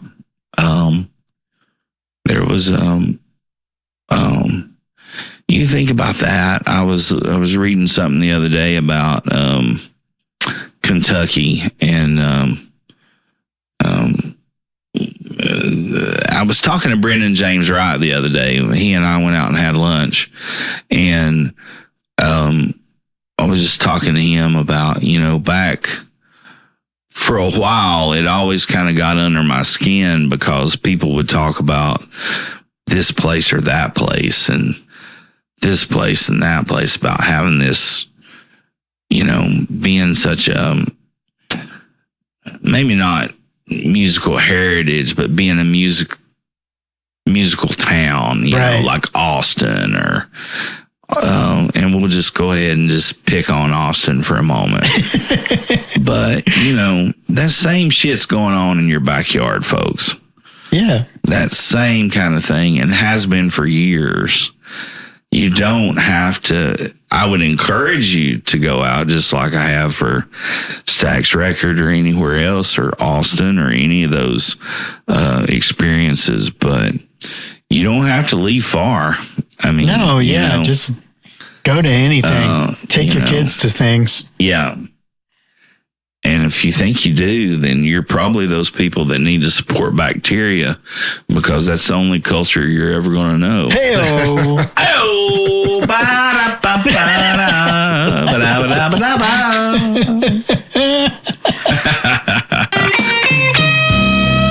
Hey, good guys and good gals alike. If you're looking for somewhere to go to get your hair did, then look no further than the Chop Shop Hair Studio. Our longtime friend and supporter, Cindy Lou, opened this spot located in Knoxville's very own Happy Holler back in 2010. Chop Shop Hair Studio offers a variety of services, including facial waxing, accessories, tools, and a complete line of men's and women's products, along with essential oils. A lover and supporter of the musical arts here locally and abroad, Cindy has a small stage with stringed instruments and offers discounts to guests if they are willing to play and or sing a song. The Chop Shop Hair Studio is a little bit country, a little bit rock and roll, and 100% pure style, just like our dear friend and owner, Cindy Lou. The hours are Tuesday through Friday, 9 a.m. to 7 p.m., Saturdays, 10 a.m. to 4 p.m. You can also visit thechopshophairstudio.com and or call 865-525-4240 to book your next visit to go and get your hair did. Located at 1206 North Central Street, Knoxville, Tennessee, Chop Shop Hair Studios. Stop by and tell them McGill and Jamie sent you to have one more for the good guys.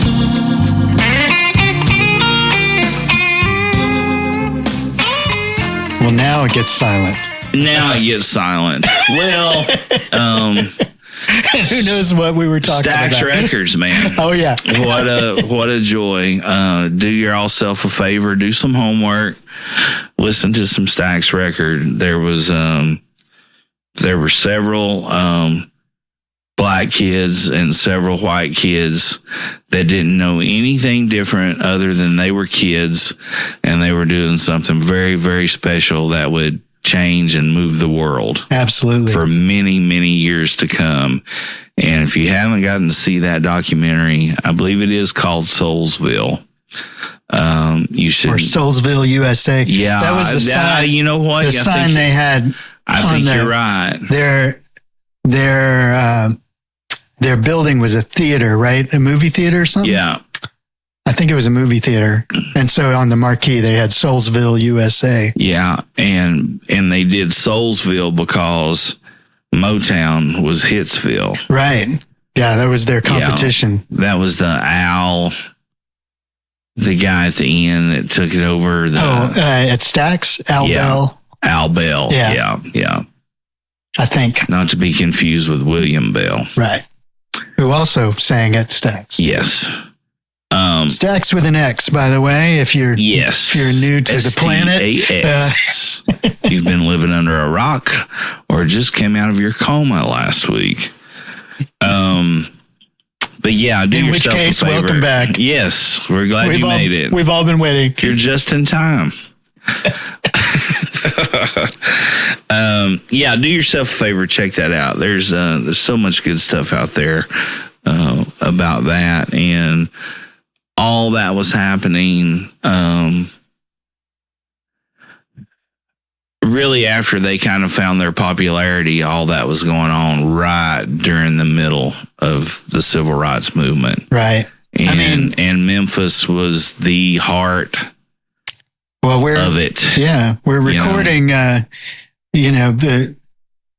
Martin Luther King Day is next month, is coming Monday. Yeah, that's right. And he was killed across the street, basically. Yeah. They at the Lorraine Motel. Lorraine, I started to say. And they would hang out in between sessions. That's where they hung out at the pool. Yeah, they'd swim at the Lorraine Motel. Yeah, and they would have lunch. Yeah, it was all right there. Yeah. So the Civil Rights Museum is also right there, I guess. And the museum is right there on Macklemore, and one of the greatest album covers in the world. It's Booker T and the MGs, and it's staged to look just like Abbey Road, and they're walking across Macklemore Avenue, which was so good. And so when you go to the museum, there's like, I don't know, it's probably at least 12-foot ceilings, maybe 15-foot, but there's an entire wall with every album cover. Oh, wow. That was recorded and came out of Stax. So everything from Rufus and Carla to Booker T to Sam and Dave to Isaac to all of them. Yeah. All of them up there in it. Really amazing stuff.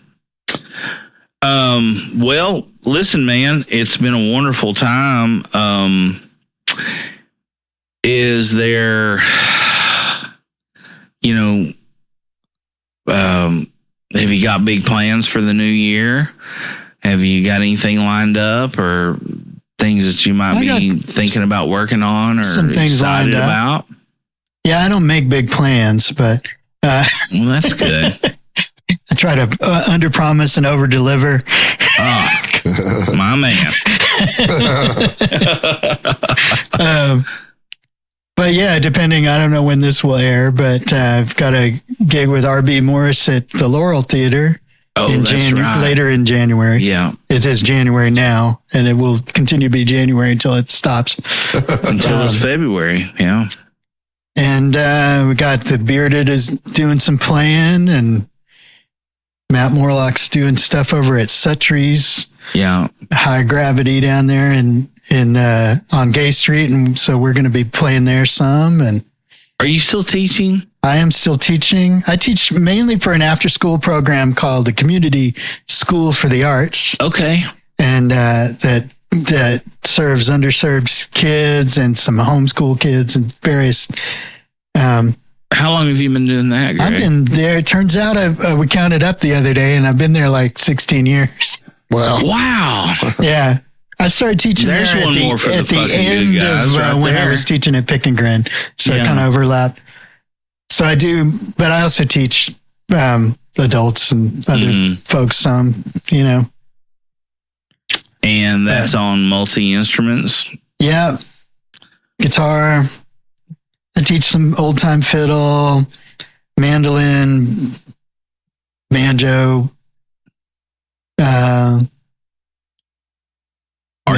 Are you looking to take on any more students, or are you full up right now? Yeah.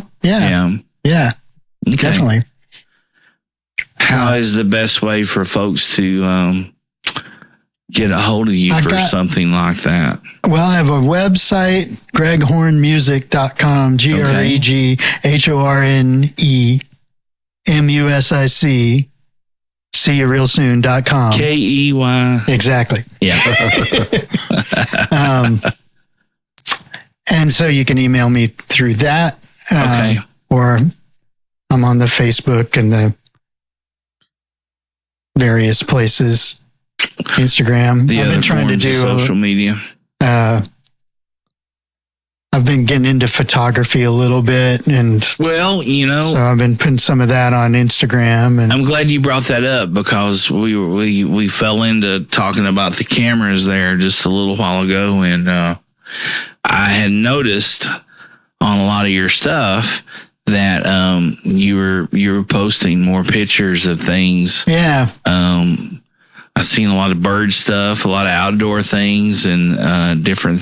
So I was wondering, is that something you've always been doing, or is that something new? I know probably sharing that stuff might be new, but is it something I always you've liked always taking pictures, but I never went full manual and actually learned how to do it until recently. All right. And my brother is ahead of me on that, and he got really into it the last several years, and he's gotten really into wildlife and bird photography. Okay. And other things, and he's been doing amazing stuff with that. But I finally just decided to actually learn how the camera works and get myself a interchangeable lens camera, and I've just been diving into that and taking pictures and editing them and stuff. Yeah, as a sort of creative outlet. So then you want to justify it, so you want to share it a little bit. Well, all right. So I'm going to make you an offer you can't refuse. Before I either have to trap and or shoot this thing, I have the world's largest groundhog. Oh, my God. And I have named him Arnold from the governor, because he'll be back. He'll be back. He's humongous. And there's more holes and tunnels around through here. Oh, my God. I filled one hole up with big, shot rock. And if you don't know what that is, it's 8, 10, 6-inch big rock, like riprap, that you find on the lake banks. And I came out the next day, and every one of them were thrown out. Yeah, they're amazing. The hole, and it was just all right, try again. That's a big groundhog. And he was probably glad for the work. He was like, great, a project. Standing up, he's that tall. He's a whopper. So we got one that works the back fence line of our street. Yeah, and is behind everybody. It's got holes into everybody's yard. Yeah. Oh, man. This thing's massive. So if you want to take a picture of the world's largest groundhog, all you got to do is come back to Mascot one day. We'll put some stuff out for him. We'll have to put something out there for scale. Yeah. Yeah. One thing I want to interject, since I was looking it up while you were talking, but apparently HBO has bought the rights to a Stax docuseries that they're putting together. So really? Yeah. Okay. That was announced in 2022. It's still to be determined when it's going to be released, but they're working on it. So yeah, that'd be great. Yeah, that'd be good. They did a really good one. That Dave Grohl was a part of. Yeah. I can't remember what it was called. Another good Stax thing is there's a DVD called, I think it's called Stax in Norway. That's a live performance of a review show in Norway, and it's black and white film, I think. But it's got Booker T and the MGs are the backup band, and it rotates through the different singers. Otis is on there, and Sam and Dave are on there, and that was the package show for a while. Yeah, was Sam and Dave, and then Otis would come out. And then Booker T and the MGs would close the show. Yeah. And they were the house band the entire time for, gosh. It's insane. Yeah. It's insane watching those people do that work. And the arc of everybody's set is amazing because, everybody starts, they got do some up-tempo stuff, and then they got to do kind of like a soul thing, and then they do some kind of gospel meltdown at the end that turns into a Pentecostal shout, basically, at the end. And like Sam and Dave do it, and then like Otis does it, and it, Wow. it's like everybody's set has this arc to it. Oh, it's something. That's incredible. And you said it's Stacks in Norway? Stacks in Norway, I believe. Okay, yeah. all right. Take a note of that. I'll forget. Right. We're easily distracted here. Yeah. That's Talky talk. one more for the good guys and gals.